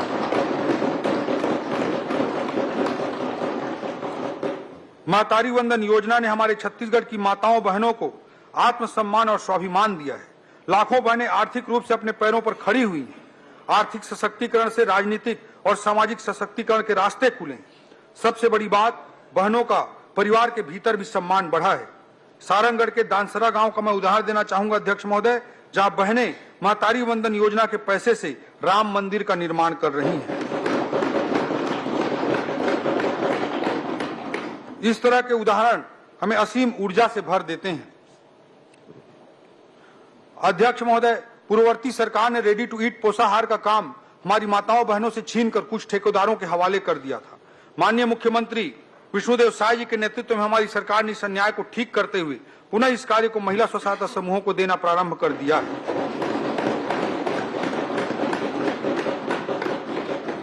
हमारे द्वारा प्रदेश में अभी तक 74,000 समूह सदस्यों को अलग अलग गतिविधियों से जोड़कर लखपति दीदी बनाया गया है। हमने अगले 3 वर्षों में 8 लाख महिला सदस्यों को लखपति दीदी बनाने का लक्ष्य रखा है। कामकाजी महिलाओं को बेहतर आवासीय सुविधा प्रदान करने के लिए 7 वर्किंग वुमन हॉस्टल निर्माण हेतु 79 करोड़ का प्रावधान इस बजट में किया गया है। बेटी बचाओ बेटी पढ़ाओ के तहत 5 करोड़, वन स्टॉप सेंटर सखी के लिए 20 करोड़, शहरी क्षेत्रों में 150 और ग्रामीण क्षेत्रों में 1200 नए आंगनवाड़ी भवन निर्माण हेतु 42 करोड़,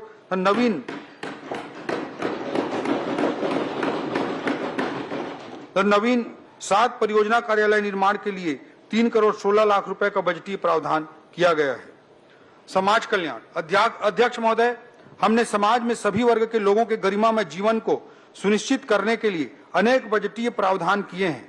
राष्ट्रीय वृद्धावस्था पेंशन के लिए 200 करोड़, सुखद सहारा योजना के लिए 125 करोड़, वरिष्ठ नागरिक सहायता योजना के लिए 4 करोड़, दिव्यांगजनों के शैक्षणिक संस्थानों के लिए 30 crore, physical referral rehabilitation centre का उन्नयन एक आदर्श कृत्रिम अंग निर्माण केंद्र के रूप में करने के लिए 5 करोड़, जसपुर नगर में दिव्यांग बच्चों के लिए आदर्श आवासीय परिसर निर्माण हेतु 2.5 करोड़, माना कैंप रायपुर में दिव्यांगों के विशेष विद्यालय हेतु भवन निर्माण के लिए 5 करोड़, भारत माता वाहिनी अंतर्गत नशा मुक्ति केंद्र संचालन हेतु 10 करोड़ एवं थर्ड जेंडर समुदाय के लिए समानता आधारित अवसरों को सुनिश्चित करने के लिए भी बजटीय प्रावधान किए गए हैं। खाद्य सुरक्षा अध्यक्ष महोदय, आपके मुख्यमंत्री रहते हमारा राज्य देश का पहला राज्य था जिसने खाद्य सुरक्षा कानून लागू किया था।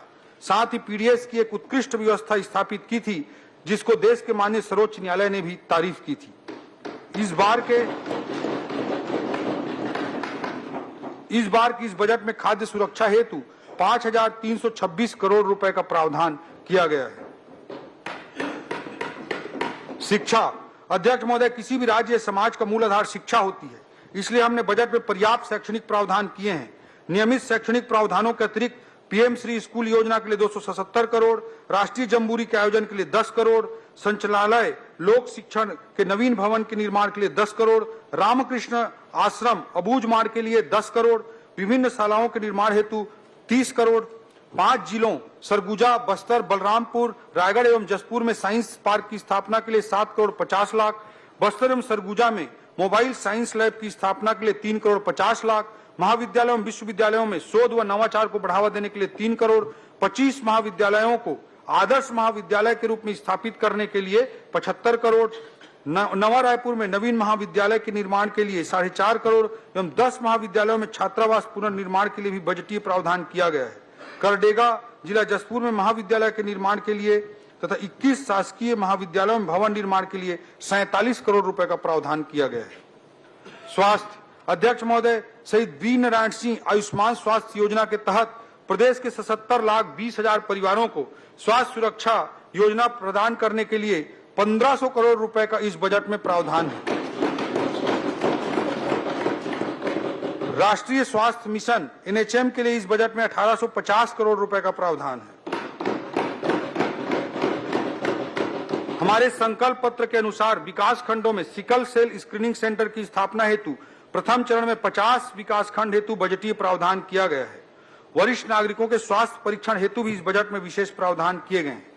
डॉक्टर भीमराव अंबेडकर चिकित्सालय रायपुर स्थित एडवांस कार्डियक इंस्टीट्यूट एसीआई के कार्डियोलॉजी विभाग का विस्तार किया जा रहा है। हमारे सरकार के विगत 1 वर्ष के प्रयास से यहाँ कार्डियक बाईपास भी प्रारंभ हो गया है। इसके विस्तार हेतु 10 करोड़ रुपए का बजट इस बजट में रखा गया है। निसंतान दंपतियों के लिए आईवीएफ तकनीक एक बड़ी उम्मीद बनकर उभरा है, लेकिन इसके महंगा होने की वजह से आर्थिक रूप से कमजोर दंपति इसका लाभ नहीं ले पाते। सरकारी स्थानों पे इस अत्याधुनिक चिकित्सा सुविधा की व्यवस्था नहीं रहती। इसका ध्यान रखते हुए निसंतान दंपतियों को लाभ पहुंचाने हेतु चिकित्सा महाविद्यालय रायपुर के स्त्री रोग विभाग में एआरटी असिस्टेड रिप्रोडक्टिव टेक्नोलॉजी केंद्र स्थापित किया जाएगा। इस हेतु 10 करोड़ रुपए का बजटीय प्रावधान किया गया है। यह प्रदेश के शासकीय मेडिकल कॉलेज में पहली बार इस तरह के सेंटर की स्थापना होगी। मेकाहारा स्थित क्षेत्रीय कैंसर संस्थान विभाग वन्य विभाग हेतु प्रथम चरण में 20 करोड़ के चिकित्सा उपकरणों की व्यवस्था भी की जाएगी। हम अपने सरकारी अस्पतालों को हाईटेक बना रहे हैं। इसके लिए मेकाहारा में 28.5 करोड़ के 3 टेस्ला एमआरआई मशीन, 26 करोड़ के 256 स्लाइस सीटी स्कैन मशीन लगाई जाएगी तथा महासमुंद चिकित्सा महाविद्यालय में 14 करोड़ की लागत से 128 स्लाइस सीटी स्कैन मशीन स्थापित की जाएगी। मेडिकल कॉलेजों के प्रभावी प्रबंधन की दृष्टि से निर्णय प्रणाली को विकेंद्रीकृत करते हुए उनके वित्तीय अधिकारों में न केवल बढ़ोतरी की गई है, बल्कि मेडिकल कॉलेज अच्छे तरीके से संचालित हों, इसके लिए अतिरिक्त बजट का प्रावधान भी किया गया है। जनकपुर में 100 बिस्तर अस्पताल, जांजगीर चांपा एवं कोरबा जिला में 220 बिस्तर अस्पताल, राजानवागांव जिला कबीरधाम, भेज्जी जिला सुकमा में पीएचसी की स्थापना, पचपेड़ी बिलासपुर के पीएचसी का सीएचसी में उन्नयन, ग्राम कटवार मनेन्द्रगढ़ चिरमिरी भरतपुर में सब हेल्थ सेंटर, इनके लिए पदों का प्रावधान इस बजट में किया गया है। इसी तरह सरोना रायपुर में 100 बिस्तर अस्पताल, असरिया सारंगढ़ बिलाईगढ़ जिला, नवागढ़ बेमेतरा जिला, कटघोरा कोरबा जिला के सीएचसी का 100 बिस्तर अस्पताल में उन्नयन किए जाने हेतु प्रावधान किया गया है। मोतीमपुर मुंगेली, भंडारपुरी रायपुर, सिरीमकेला जिला जसपुर में पीएचसी की स्थापना, कोदबा जसपुर, धरसीवा रायपुर तथा तरेगांव जंगल कबीरधाम के सीएचसी का उन्नयन,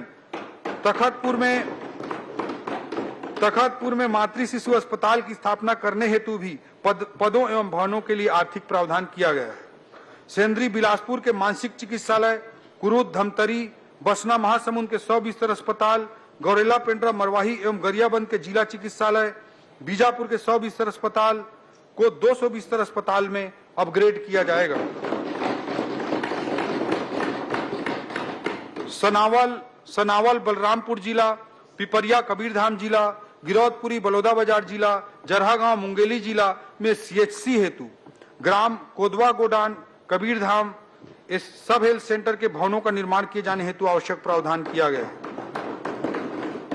राज्य को नेचुरोपैथी हब के रूप में विकसित करने के उद्देश्य से 10 बेड वाले 4 योग एवं प्राकृतिक चिकित्सा केंद्र की स्थापना हेतु भी 13 करोड़ रुपए का प्रावधान किया गया है।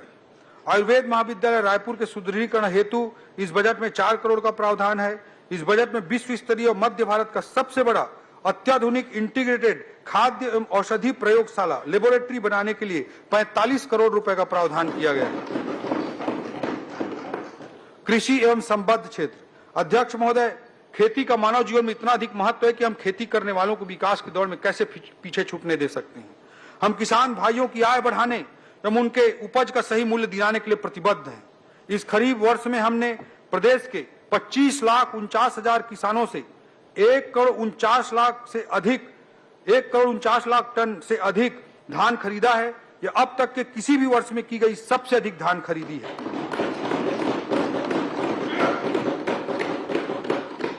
अध्यक्ष महोदय, जब से माननीय श्री विष्णुदेव साय जी के नेतृत्व में हमने कार्यभार संभाला है, प्रदेश के किसानों के खाते में विभिन्न योजनाओं के तहत लगभग 1 लाख करोड़ रुपए की राशि अंतरित की जा चुकी है।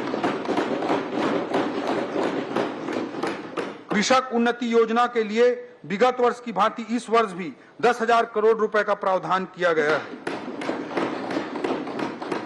मोदी की गारंटी के तहत दीनदयाल उपाध्याय भूमिहीन कृषि मजदूर कल्याण योजना के माध्यम से 5,62,000 भूमिहीन मजदूरों को सालाना 10,000 रुपए की आर्थिक सहायता करते हुए इस वित्तीय वर्ष में 562 करोड़ का भुगतान किया जा चुका है। आगामी वर्ष हेतु इस योजना के अंतर्गत भूमिहीन कृषक मजदूरों के लिए 600 करोड़ रुपए का बजटीय प्रावधान किया गया है। कृषि पंपों के निःशुल्क विद्युत प्रदाय योजना अंतर्गत 3,500 करोड़ रुपए का बजट प्रावधान किया गया है। माननीय प्रधानमंत्री नरेंद्र मोदी जी ने किसान भाइयों को प्राकृतिक आपदाओं से होने वाले नुकसान से बचाने के लिए प्रधानमंत्री फसल बीमा योजना की शुरुआत की थी। इस योजना के अंतर्गत राज्यांश के लिए इस बजट में 750 करोड़ रुपए का प्रावधान किया गया है। मैं सदन को बताना चाहता हूं कि योजना की शुरुआत से अभी तक राज्य के किसानों द्वारा 1362 करोड़ रुपए का प्रीमियम अदा किया गया, जिसके विरुद्ध किसानों को अब तक 7,156 करोड़ रुपए का क्लेम भुगतान किया जा चुका है। इस वर्ष से प्रदेश में उत्पादित होने वाले दलहन और तिलहन के फसलों को समर्थन मूल्य पर सरकार द्वारा खरीदे जाने का निर्णय लिया गया है। मुख्यमंत्री जी के निर्देश पर इसके लिए प्रधानमंत्री अन्नदाता आय संरक्षण अभियान के साथ क्लब करते हुए दलहन और तिलहन की फसलों के लिए खरीदी के लिए बजट में 80 करोड़ रुपए का प्रावधान किया गया है। अनाज फसलों यथा धान, गेहूं, रागी, कोदो, कुटकी के साथ साथ दलहन, तिलहन फसल के बीज उत्पादन एवं वितरण के लिए बजट में कृषक समग्र विकास योजना अंतर्गत 150 करोड़ रुपए का प्रावधान रखा गया है। हम आगामी वर्ष में राज्य में नैनो यूरिया और डीएपी को भी प्रोत्साहित करेंगे। ऑर्गेनिक खेती को बढ़ावा देने के लिए परंपरागत कृषि योजना के अंतर्गत 20 करोड़ रुपए का प्रावधान किया गया है। इसके साथ ही ऑर्गेनिक प्रमाणीकरण हेतु लगभग 24 करोड़ रुपए का प्रावधान किया गया है।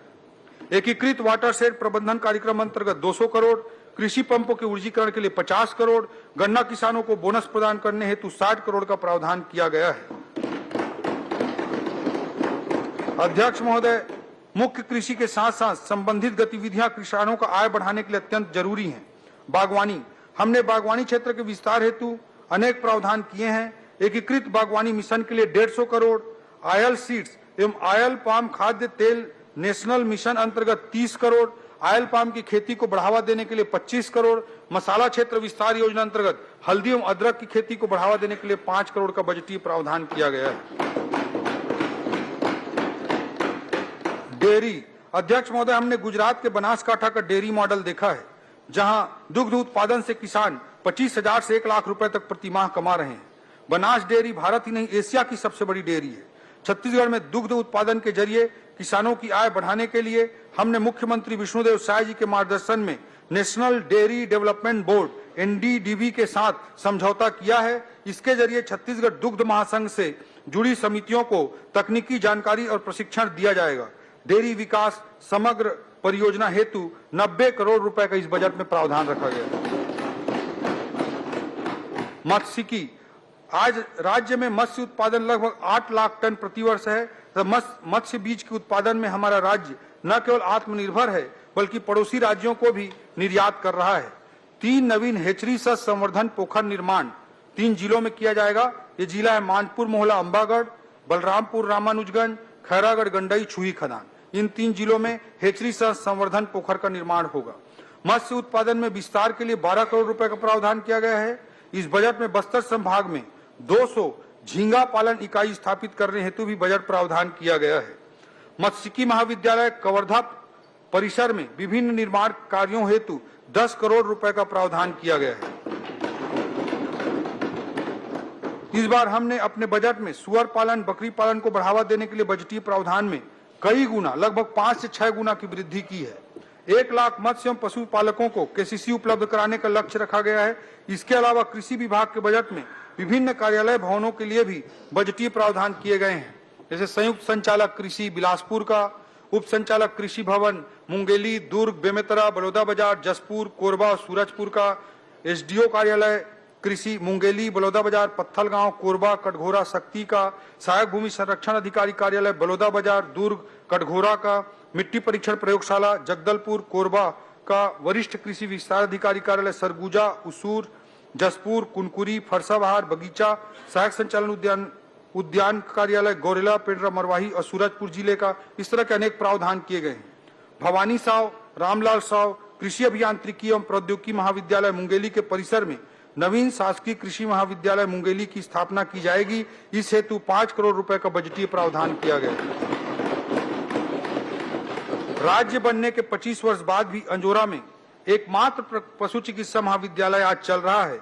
इस बजट में बिलासपुर में निर्माणाधीन महाविद्यालय में जो कामों की जरूरत है उसके लिए 7 करोड़ 27 लाख रुपए का प्रावधान किया गया है और हमारा प्रयास रहेगा कि अंजोरा में चल रहे पशु चिकित्सा महाविद्यालय के साथ साथ बिलासपुर में एक और महाविद्यालय काम करे। इसे इसी सत्र से प्रारंभ किया जाए, इसके लिए प्रयास है। सहकारिता अंतर्गत माननीय केंद्रीय गृह एवं सहकारिता मंत्री श्री अमित शाह जी ने सहकार से समृद्धि का नारा दिया है। इस सूत्र वाक्य को मानते हुए हमने अनेकों पहल किए हैं। पैक्स कंप्यूटरीकरण योजना के अंतर्गत प्रथम चरण में राज्य के 2028 पैक्स का कंप्यूटरीकरण करने के लिए 24 करोड़ का प्रावधान किया गया है। सहकारी समितियों को सुविधा संपन्न बनाने की दृष्टि से 500 गोदाम सह कार्यालय भवन के निर्माण के लिए 75 करोड़ रुपए का प्रावधान किया गया है। प्रदेश के शक्कर कारखानों की कार्यशील पूंजी हेतु 40 करोड़ रुपए का प्रावधान किया गया है। जल संसाधन, अध्यक्ष महोदय, राज्य में सुदृढ़ सिंचाई व्यवस्था, कृषि विकास, खाद्य सुरक्षा एवं समृद्ध ग्रामीण अर्थव्यवस्था की बुनियाद है। प्रदेश में ऐसे सैकड़ों सिंचाई परियोजनाएं हैं जो विगत कई वर्षों से अपूर्ण हैं। इन परियोजनाओं को आगामी वर्षों में कार्य योजना बनाकर शीघ्र पूरा करने के उद्देश्य से हमने अटल सिंचाई योजना लागू करने का निर्णय लिया है, ताकि पुरानी सिंचाई योजनाएं समयबद्ध ढंग से पूरी की जा सके। इस पूरी कार्य अवधि में लगभग 5,000 करोड़ रुपए व्यय करके 1 लाख हेक्टेयर से अधिक क्षेत्र में सिंचाई क्षमता सृजित करने का साहसी लक्ष्य रखा गया है। सिंचाई परियोजनाओं के निर्माण एवं अनुरक्षण की दृष्टि से बजट में कुल 3,800 करोड़ रुपए का प्रावधान किया गया है, जो पिछले साल की तुलना में लगभग 20% ज्यादा है। वन अध्यक्ष महोदय, भारतीय वन सर्वे के अनुसार छत्तीसगढ़ राज्य ने वन क्षेत्र में सर्वाधिक वार्षिक वृद्धि दर्ज की है। हमारे राज्य के वन क्षेत्र न केवल पर्यावरण संतुलन की दृष्टि से महत्वपूर्ण है, बल्कि राज्य के आर्थिक और सामाजिक विकास के ताना बाना के धागा भी है। पिछली सरकार ने तेंदुपत्ता संग्रहण करने वाले आदिवासी भाई बहनों के प्रति असंवेदनशीलता का परिचय देते हुए चरण पादुका योजना बंद कर दी थी।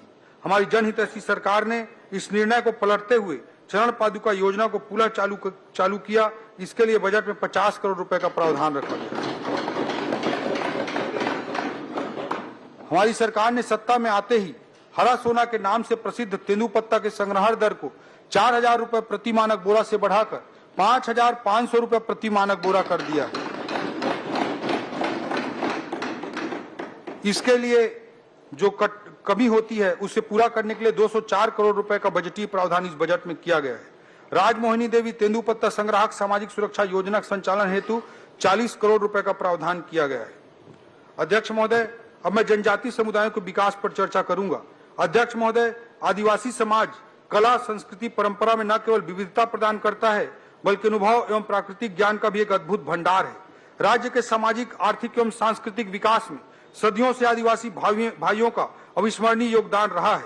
इस बजट के द्वारा हमने अपने जनजातीय समुदाय के विकास के लिए अनेक बजटीय प्रावधान किए हैं। जनजातीय क्षेत्रों में बुनियादी सुविधाओं और अधोसंरचना के विकास के लिए 221 करोड़ रुपए, धरती आबा जनजातीय ग्राम उत्कर्ष अभियान के लिए 30 करोड़ रुपए, प्रधानमंत्री जनजातीय उन्नत ग्राम अभियान योजना के अंतर्गत ऊर्जा विभाग को देने के लिए 50 करोड़ रुपए, पीएम जनमन के तहत विशेष पिछड़ी जनजाति समुदाय को सभी योजनाओं में सैचुरेट करने के लिए स्कूल शिक्षा विभाग की दृष्टि से 30 करोड़, ट्राइबल वेलफेयर विभाग की दृष्टि से 12 करोड़ और आवास निर्माण के लिए 300 करोड़ रुपए का प्रावधान रखा गया है। जिला बलरामपुर एवं राजनांदगांव में 500 सीटर प्रयास आवासीय विद्यालय की स्थापना हेतु 21 करोड़ 50 लाख रुपए का बजटीय प्रावधान किया गया है। अध्यक्ष महोदय, पिछले बजट में हमने 10 स्तंभों के रूप में एक स्तंभ बस्तर और सरगुजा की ओर देखो का भी जिक्र किया था। मैं बस्तर में किए जा रहे प्रयासों के संबंध में सदन के समक्ष आपके माध्यम से प्रस्तुत करना चाहूंगा। बस्तर में पहले एजुकेशन सिटी, पोटा केबिन, प्रयास विद्यालय, छूलो आसमान, लाइवलीहुड कॉलेज, नन्हे परिंदे जैसे इनोवेटिव प्रोजेक्ट चलाए गए, जिससे बस्तर की भावी पीढ़ी को भटक कर नक्सलवाद के चंगुल में फंसने से बचाया जा सके, ये प्रयास किया गया। बस्तर की युवा गोली, बंदूक, लैंडमाइन की बात करने के बजाय इन परियोजनाओं के कारण कागज, कलम, नीट और आईआईटी की बात करने लगे। बस्तर नक्सलगढ़ के जगह पर शिक्षा का गढ़ बनने लगा। लेकिन दुर्भाग्य की बात है अध्यक्ष महोदय कि अभी भी बाहर नक्सली परसेप्शन से हम बस्तर को बाहर नहीं निकाल पाए हैं। इस नकारात्मक परसेप्शन को तोड़ने के लिए हमें कड़ी मेहनत करनी होगी। भारत के सम्माननीय गृह मंत्री श्री अमित शाह जी के कुशल नेतृत्व में मार्च 2026 तक देश को नक्सलवाद से मुक्ति दिलाने का लक्ष्य रखा गया है।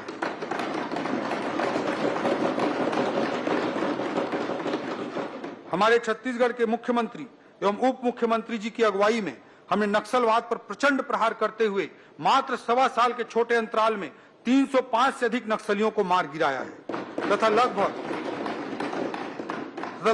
1000 नक्सलियों को आत्मसमर्पण करा के मुख्य धारा से जोड़ने का काम किया है। नक्सलवाद से मुक्ति के साथ ही बस्तर के नक्सल प्रभावित क्षेत्र में विकास का मार्ग प्रशस्त हो रहा है और अब वहां गोलियों की गूंज नहीं बल्कि स्कूलों की घंटियां और मांदर के थाप सुनाई पड़ने लगे हैं। अब बस्तर की फिजाओं में दहशत का सन्नाटा नहीं बल्कि महुआ की भीनी भीनी खुशबू का एहसास होने लगा है। आज जहां कोंटा ब्लॉक के पुअर्ती जैसे गांव जो माओवादी हिंसा के केंद्र बिंदु थे, वहां पर पहली बार लोगों ने पंचायत चुनाव में बढ़ चढ़कर हिस्सा लिया और लोकतंत्र पर अपना भरोसा जताया है। इस वर्ष बस्तर ओलंपिक का आयोजन किया गया, जिसमें 1,65,000 लोगों ने हिस्सा लिया। इसमें 300 से अधिक ऐसे खिलाड़ी थे जो आत्मसमर्पित नक्सली थे। इस नए वित्तीय वर्ष में बस्तर ओलंपिक के आयोजन के लिए भी बजट का प्रावधान किया गया है। बस्तर के जनमानस में स्वस्थ, सकारात्मक एवं सृजनात्मक भावना उत्पन्न करने के लिए जगह जगह पर योग शिविर का आयोजन किया जाएगा। इसके लिए भी इस बजट में 2 करोड़ रुपए का बजटीय प्रावधान किया गया है। अध्यक्ष महोदय, बस्तर पर्व, त्योहार, मेला मड़ाई और उत्सवों का सदैव केंद्र बिंदु रहा है और वहां की संस्कृति की यही पहचान है। बस्तर मड़ाई और बस्तर में मैराथन के लिए भी इस बजट में प्रावधान किया गया है। बस्तर के सांस्कृतिक वैशिष्ट, समृद्ध प्रकृति और जलवायु की विशिष्टता के कारण इको और फार्म टूरिज्म की संभावनाएं, जैव विविधता अवलोकन एवं टूरिज्म जोन के निर्माण के लिए 10 करोड़ रुपए का बजटीय प्रावधान किया गया है। बस्तर में जैसे जैसे नक्सलवाद का सूर्यास्त हो रहा है, वह समग्र विकास के दृष्टिकोण से नियत नेल्ला नार अर्थात मेरा सुंदर गांव योजना के माध्यम से नक्सल प्रभावित गांवों को हितग्राही मूलक योजनाओं से सैचुरेट करने का लक्ष्य रखा गया है। इसके लिए इस बजट में 25 करोड़ रुपए का प्रावधान अतिरिक्त किया गया है। अध्यक्ष महोदय, इस खरीफ सीजन में सिर्फ बस्तर क्षेत्र के लगभग 2.5 लाख किसान भाइयों से 14 लाख मीट्रिक टन धान की रिकॉर्ड खरीदी की गई तथा लगभग 3,228 करोड़ उनके खाते में सीधे भुगतान किए गए हैं। अध्यक्ष महोदय, हमारा प्रयास यह भी है कि कोंडा गांव के नवनिर्मित एथेनॉल प्लांट भी इसी वित्तीय वर्ष में प्रारंभ हो सके, जिससे कि क्षेत्र के किसानों को इसका बहुप्रतीक्षित लाभ मिलना शुरू हो जाए। अध्यक्ष महोदय, इसी तरह सरगुजा का अंचल भी हमारे छत्तीसगढ़ की दृष्टि से अत्यंत महत्वपूर्ण है। पिछली सरकार में सरगुजा क्षेत्र लगातार उपेक्षाओं का शिकार रहा, लेकिन माननीय विष्णुदेव साय जी के नेतृत्व में अब सरगुजा क्षेत्र में विकास के नए युग का प्रारंभ हुआ है। सरगुजा अंचल के सभी जिलों के समग्र और संतुलित विकास हेतु हमारी सरकार ने इस बजट में अनेकों प्रावधान किए हैं। हमारी सरकार आने के बाद अंबिकापुर मेडिकल कॉलेज हेतु 118 करोड़ रुपए हमने जारी किए हैं। पुनरीक्षित प्रशासकीय स्वीकृति के रूप में इस अंबिकापुर के मेडिकल कॉलेज हेतु 110 करोड़ रुपए की अतिरिक्त राशि भी इस वर्ष जारी की जाएगी। सरगुजा में बांस की खेती के लिए 10 करोड़ रुपए का प्रावधान किया गया है। जसपुर पर्यटन सर्किट, जिसमें तातापानी, सेमरसोत अभ्यारण्य, पंडरापाट, जसपुर, मयाली, कुनकुरी, कैलाश गुफा, मैनपाट आदि शामिल हैं। इस टूरिस्ट सर्किट के लिए 10 करोड़ रुपए का प्रावधान किया गया है। बलरामपुर में प्रयास विद्यालय स्थापना हेतु 20 करोड़ का प्रावधान। सरगुजा अंचल के दूरस्थ क्षेत्रों में अच्छी स्वास्थ्य सुविधाएं देने के लिए कुनकुरी में मेडिकल कॉलेज, मनेन्द्रगढ़ में मेडिकल कॉलेज भवन, मनेन्द्रगढ़ में मानसिक रोगी अस्पताल हेतु भी बजटीय प्रावधान किए गए हैं। जसपुर एवं मनेन्द्रगढ़ में प्राकृतिक चिकित्सा केंद्र और फिजियोथेरेपी केंद्र हेतु भी बजट प्रावधान किया गया है। अंबिकापुर इंजीनियरिंग कॉलेज के भवन निर्माण का भी इस बजट में प्रावधान किया गया है।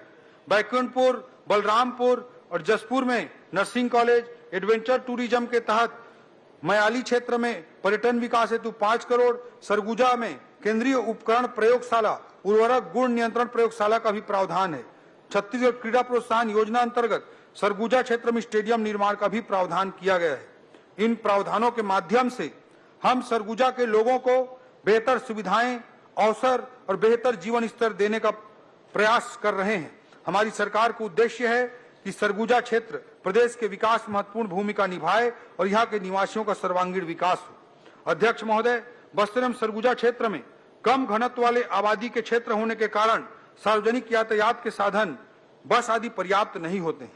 अतः हमारी सरकार ने पंचायतों से ब्लॉक मुख्यालय और जिला मुख्यालय तक सुगम यातायात व्यवस्था उपलब्ध कराने के लिए एक नई योजना बनाया है। मुख्यमंत्री जी के निर्देशानुसार मुख्यमंत्री सुगम यातायात योजना का प्रावधान किया गया है। इसके लिए 25 करोड़ रुपए का बजटीय प्रावधान किया गया है। इसे ग्रामीण क्षेत्रों में निवासरत विद्यार्थी, शिक्षक, किसान, मजदूर, व्यवसायी जिन्हें अपने व्यवसायिक आवश्यकताओं, उत्पादों की बिक्री, उन्नत इलाज, पठन पाठन, तहसील कार्यालय, एसडीएम कार्यालय में काम करने के लिए जो जाना पड़ता है, उस आवागमन में उनको सीधी सुविधा होगी और इसका सीधा सीधा गरीब लोगों को लाभ मिलेगा। इसके अतिरिक्त बस्तर एवं सरगुजा प्राधिकरण के लिए भी 50-50 करोड़ रुपए का बजटीय प्रावधान किया गया है। अध्यक्ष महोदय, ऊर्जा अंतर्गत घरेलू उपभोक्ताओं को विद्युत देयकों में राहत योजना के अंतर्गत 1000 रुपए का बजटीय प्रावधान किया गया है। एकल बत्ती कनेक्शन का लाभ कुल 15,63,000 से अधिक हितग्राहियों को प्राप्त हो रहा है। इस योजना हेतु 500 करोड़ रुपए का बजटीय प्रावधान किया गया है। पीएम कुसुम योजना के क्रियान्वयन में पूर्ववर्ती सरकार का रवैया अत्यंत उदासीन रहा, जिसका खामियाजा छत्तीसगढ़ की जनता को भुगतना पड़ा। किंतु अब माननीय विष्णुदेव साय जी की सरकार ने इस योजना के क्रियान्वयन का निर्णय करते हुए 362 करोड़ रुपए का प्रावधान किया है। हाफ बिजली बिल से मुफ्त बिजली योजना हेतु भारत सरकार की पीएम सूर्य घर योजना अंतर्गत अतिरिक्त लाभ हितग्राहियों को देने के लिए बजट में 200 करोड़ रुपए का प्रावधान किया गया है। पीएम सूर्य घर मॉडल सोलर विलेज योजना के तहत प्रत्येक जिले में एक मॉडल सोलर विलेज बनाने हेतु 35 करोड़ रुपए का प्रावधान किया गया है। मुख्यमंत्री शहरी विद्युतीकरण हेतु 25 करोड़ रुपए का प्रावधान किया गया है। अध्यक्ष महोदय, राजस्व विभाग की दृष्टि से मैं कहना चाहूंगा कि राजस्व विभाग सीधे जनता से सरोकार रखता है एवं हमारी सरकार एक सुगम, सरल और पारदर्शी राजस्व प्रशासन स्थापित करने के लिए प्रतिबद्ध है। राजस्व न्यायालय की कार्रवाई की ऑनलाइन स्ट्रीमिंग के लिए 5 करोड़ रुपए का प्रावधान इस बजट में किया गया है। राजस्व अभिलेखों को कंप्यूटरीकरण कर पब्लिक डोमेन में उपलब्ध कराने के लिए 15 करोड़ रुपए का प्रावधान है। यह भी निर्णय लिया गया है कि हमारे मैदानी स्तर पर पटवारी लोगों को सुगमता से अपनी सेवाएं दे सकें, इसके लिए उन्हें संसाधन भत्ता दिया जाएगा। इसके लिए भी समुचित बजट प्रावधान इस बजट में किए गए हैं। अध्यक्ष महोदय, माननीय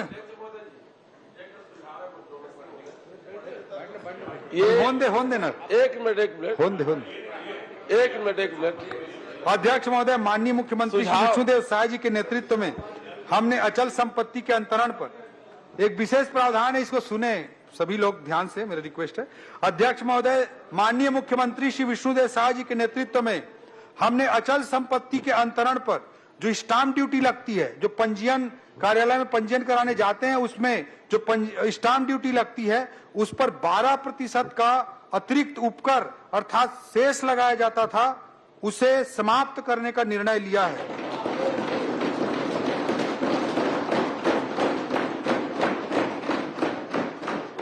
कानून व्यवस्था अंतर्गत अध्यक्ष महोदय, हमारे राज्य में कानून व्यवस्था चुस्त दुरुस्त करने, रिस्पॉन्सिबल एवं रिस्पॉन्सिव पुलिसिंग के लिए बजट में विशेष प्रावधान किए गए हैं।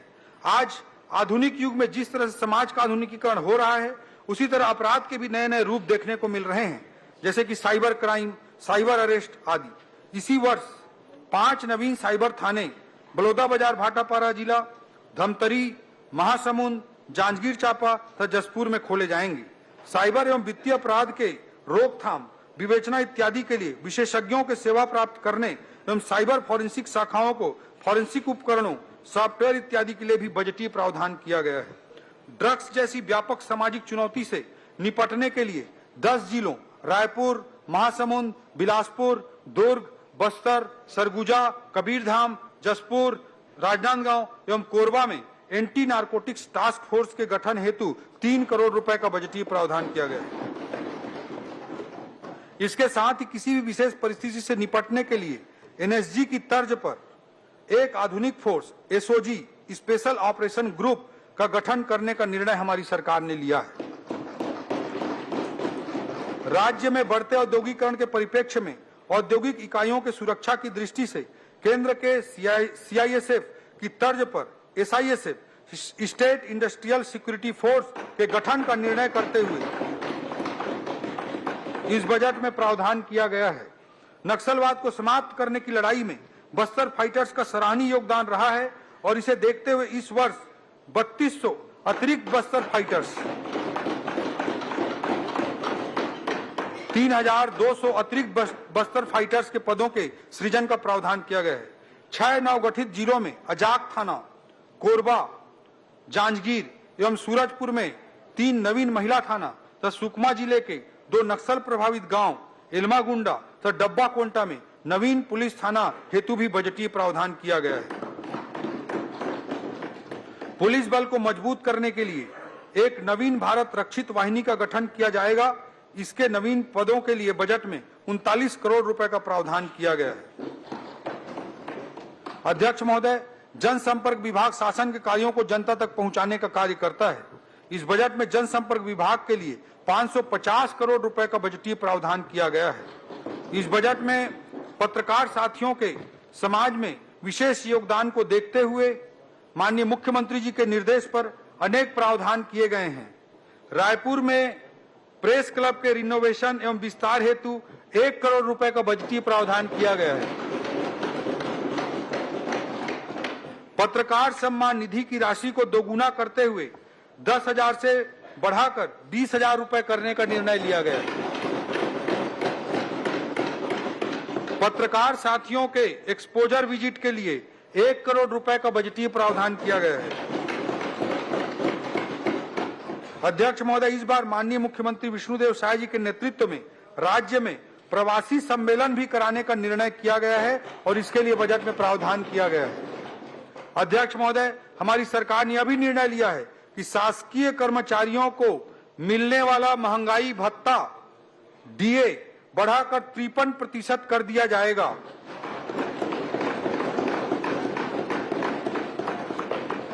और मार्च माह का वेतन जो अप्रैल में देय होगा बढ़े हुए महंगाई भत्ते के साथ दिया जाएगा।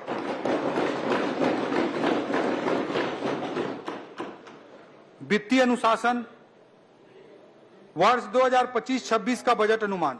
अध्यक्ष महोदय, अब मैं वित्तीय वर्ष 2025-26 का बजट अनुमान सदन के समक्ष प्रस्तुत करता हूं। बजट अनुमान सरकार की योजनाओं और प्राथमिकताओं का स्पष्ट प्रतिबिंब होता है। ये केवल संख्याएं मात्र नहीं है अध्यक्ष महोदय, बल्कि सरकार की प्रतिबद्धता का प्रतीक है कि हम छत्तीसगढ़ के विकास और कल्याण के लिए कितनी दूर तक जाने को तैयार हैं। प्राप्तियों का मैं जिक्र करना चाहूंगा अध्यक्ष महोदय। वर्ष 2025-26 में 1,65,100 करोड़ की कुल प्राप्ति का अनुमान है, जो गत वर्ष की अनुमानित प्राप्तियों से 12% अधिक है। कुल प्राप्तियों में राज्य की राजस्व प्राप्तियां 76,000 करोड़, केंद्र से प्राप्तियां 65,000 करोड़ एवं पूंजीगत प्राप्तियां 24,100 करोड़ रुपया अनुमानित है। राज्य की राजस्व प्राप्तियों में कर राजस्व 54,000 करोड़ एवं करेत्तर राजस्व 22,000 करोड़ अनुमानित है। हमारी सरकार द्वारा राजस्व संग्रहण के लिए आधुनिक तकनीकों का उपयोग तथा प्रशासन को सरल और पारदर्शी बनाने के लिए अनेक उपाय किए जा रहे हैं। इससे बिना कोई नया कर अधिरोपित किए राज्य के स्वयं के राजस्व में 11% वृद्धि का अनुमान किया गया है। अध्यक्ष महोदय, व्यय की दृष्टि से वर्ष 2024-25 के लिए कुल व्यय 1,65,000 करोड़ रुपए अनुमानित है, जिसमें राजस्व व्यय 1,38,196 करोड़ एवं पूंजीगत व्यय 26,341 करोड़ अनुमानित है। वर्ष 2024-25 में पूंजीगत व्यय का प्रावधान 22,300 करोड़ था। वर्ष 2025-26 में 26,341 करोड़ रुपए का प्रावधान किया गया है, जो कि गत वर्ष की तुलना में 18% अधिक है। अध्यक्ष महोदय, किसी भी देश, राज्य या संस्था के लगातार विकास में वित्तीय अनुशासन का बहुत अधिक महत्व होता है। जैसा कि हमने 2047 के विजन को सामने रखा है, इसलिए दीर्घकालिक समय अवधि में राज्य को वित्तीय अनुशासन में रखने के लिए हम कटिबद्ध हैं। इस वित्तीय वर्ष में कंसोलिडेटेड सिंकिंग फंड सीएसएफ में 480 करोड़ रुपए का हमने निवेश किया है, जिसके फलस्वरूप सीएसएफ फंड की हमारी कुल राशि अब 8,000 करोड़ से ज्यादा हो गई है। वर्ष 2025-26 में सीएसएफ में 100 करोड़ रुपए और अतिरिक्त निवेश का प्रावधान हमने किया है। इस सीएसएफ वित्तीय स्टेबिलिटी के लिए, वित्तीय स्थिरता के लिए, फाइनेंशियल कंसोलिडेशन के लिए अत्यंत आवश्यक है और देश के बेस्ट 3 परफॉर्मिंग स्टेट में आज हमारा छत्तीसगढ़ खड़ा है।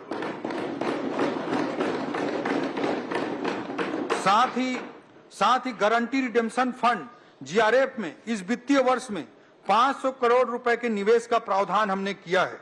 सीएसएफ एवं जीआरएफ संबंधी मानकों के पालन में छत्तीसगढ़ देश के सर्वाधिक अग्रणी राज्यों में से है।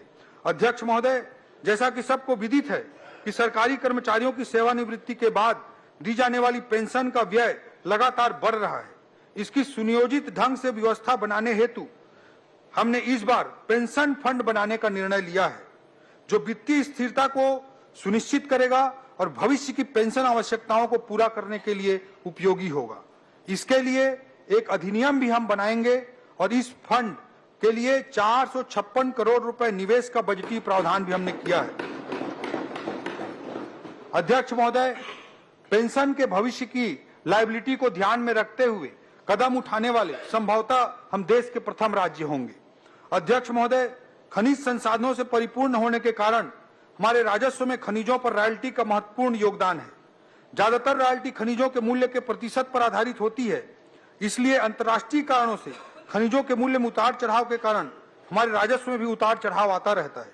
इसको स्थिर करने हेतु एवं साथ ही निवेश का लाभ लेने एवं दीर्घकालिक विकास को लक्षित करते हुए ग्रोथ एंड स्टेबिलिटी फंड की भी स्थापना की जाएगी, जिसमें वर्ष 2025-26 में प्रारंभिक निवेश स्वरूप 100 करोड़ रुपए निवेश किया जाएगा। यह फंड दीर्घकालिक आर्थिक स्थिरता और प्रदेश के सतत विकास को सुनिश्चित करने का एक साधन बनेगा। अध्यक्ष महोदय, राजस्व एवं राजकोषीय घाटा रेवेन्यू एंड फिस्कल डेफिसिट की दृष्टि से मैं बताना चाहूंगा कि राज्य की कुल राजस्व प्राप्तियां 1,41,000 करोड़ एवं कुल राजस्व व्यय 1,38,196 करोड़ अनुमानित है। अतः वर्ष 2025-26 में कुल 2,804 करोड़ का राजस्व आधिक्य अनुमानित है। वर्ष 2025-26 में राज्य का सकल वित्तीय घाटा 22,900 करोड़ रुपए अनुमानित है, जिसमें केंद्र से पूंजीगत व्यय हेतु विशेष सहायता ऋण SCA 4,000 करोड़ रुपए को हमने शामिल किया है। इसे कम करने पर राज्य का शुद्ध वित्तीय घाटा 18,900 करोड़ रुपया होगा, जो राज्य के GDP सकल घरेलू उत्पाद का 2.97% है। यह RBI के FRBM सीमा जो RBI ने निर्धारित की है कि GSDP के 3% के नीचे होना चाहिए, उसके नीचे GDP के 3% के भीतर है। यह हमारे कुशल वित्तीय प्रबंधन का परिचायक है और साथ ही मैं सदन को यह स्पष्ट करना चाहूंगा कि हम FRBM और वित्त आयोग द्वारा निर्धारित सीमाओं का अक्षरशः पालन करेंगे। अध्यक्ष महोदय, पूरे बजट में हम सभी का ध्यान व्यय के लिए किए गए बजट प्रावधानों पर होता है, किंतु श्री विष्णुदेव साय जी के कुशल नेतृत्व में हमने पूरा साल सरकार के आय बढ़ाने पर भी विशेष ध्यान दिया है। इसी का प्रतिफल है कि इस वर्ष स्टाम्प एवं पंजीयन से होने वाले आय में 19% की वृद्धि दर्ज की गई है।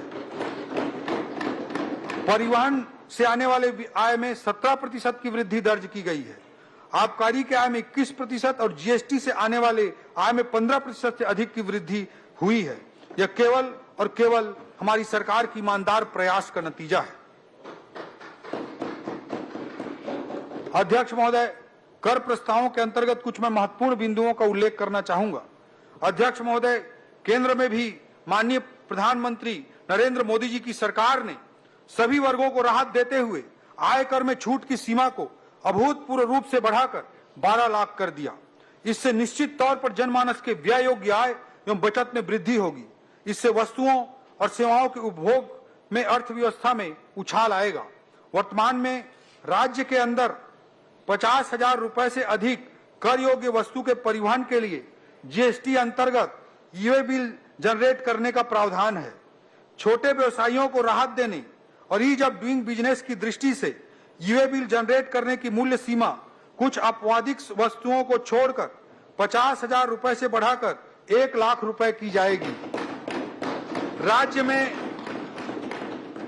बड़ी संख्या में छोटे व्यवसायियों पर कई वर्षों से पुराना वैट बकाया है। ऐसे व्यवसायियों के लिए बकाया कर माफी योजना का निर्णय भी GST विभाग के अंतर्गत लिया गया है।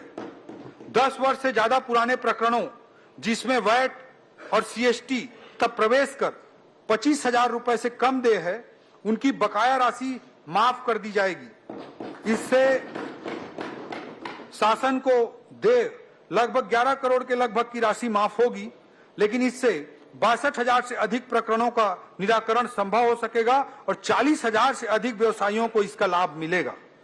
राशि की माफी से अधिक महत्वपूर्ण प्रक्रियाओं से मुक्ति है। वकील लेके ऑफिस में खड़ा नहीं होना पड़ेगा। कंप्लायंस बर्डन और ईज ऑफ डूइंग बिजनेस की दृष्टि से यह छत्तीसगढ़ राज्य द्वारा उठाया गया, मुख्यमंत्री जी के मार्गदर्शन में उठाया गया ऐतिहासिक कदम है। इन निर्णयों का उद्देश्य यह है कि छोटे व्यापारियों को राहत देकर उनके व्यवसाय को बढ़ाने का अवसर प्रदान करें। प्रदेश में कर अनुपालन का सकारात्मक वातावरण निर्मित हो। हमारी सरकार ने इस वित्तीय वर्ष में बल्क डीजल क्रय पर मुख्यमंत्री जी के मार्गदर्शन में वैट को घटाकर 17% किया था, ताकि स्थानीय उद्योगों को इसका लाभ मिले एवं अन्य राज्यों की कम दर से छत्तीसगढ़ को होने वाले राजस्व नुकसान को रोका जा सके। इसी कड़ी में रजत जयंती वर्ष में मुख्यमंत्री विष्णुदेव साय जी की ओर से आगामी वित्तीय वर्ष 1 अप्रैल 2025 से पेट्रोल पर जो वैट लगता है, उस पेट्रोल की कीमत में 1 रुपए कमी करने का निर्णय लिया गया है।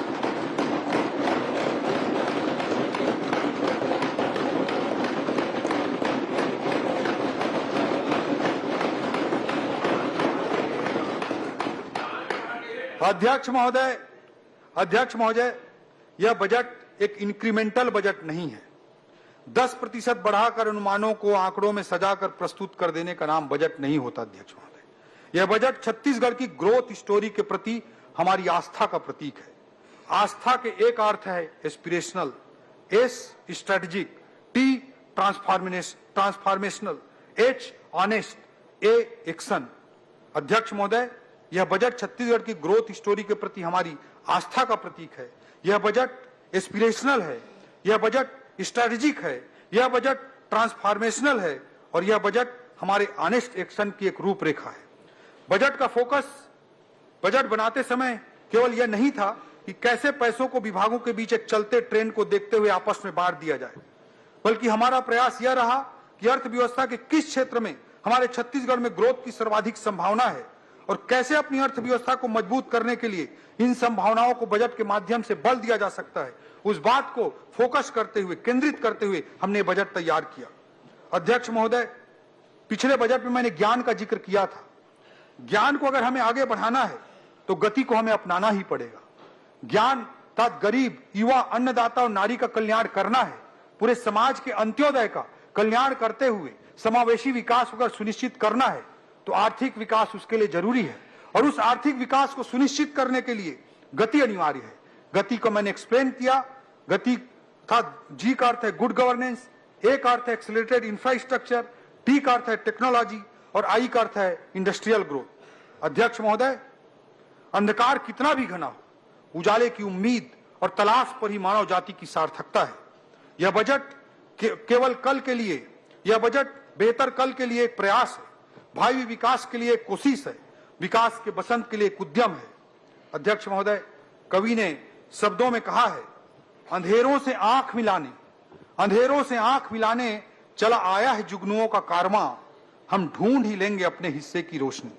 अंधेरों से आंख मिलाने चला आया है जुगनुओं का कारवां, हम ढूंढ ही लेंगे अपने हिस्से की रोशनी। मसालें जलेंगी भी, राहें दिखेंगी भी। कुशासन की आंच से ठूंठ नहीं होगा किसी का भी भविष्य, कुशासन की आंच से ठूंठ नहीं होगा किसी का भी भविष्य। जड़ें सोख ही लेंगी अपने हिस्से का पानी। विकास का बसंत आएगा, पूरे सबाब के साथ आएगा। कोपलें फिर से फूटेंगी, कोयले फिर से कूकेंगी। अध्यक्ष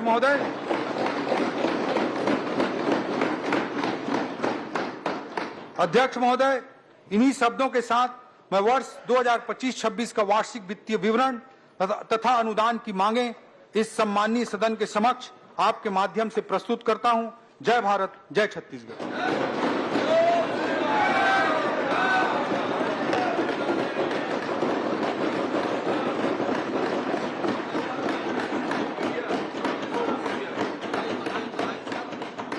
मैं आय व्यय पर सामान्य चर्चा के लिए दिनांक 4 एवं 5 मार्च 2025 की तिथियां निर्धारित करता हूं।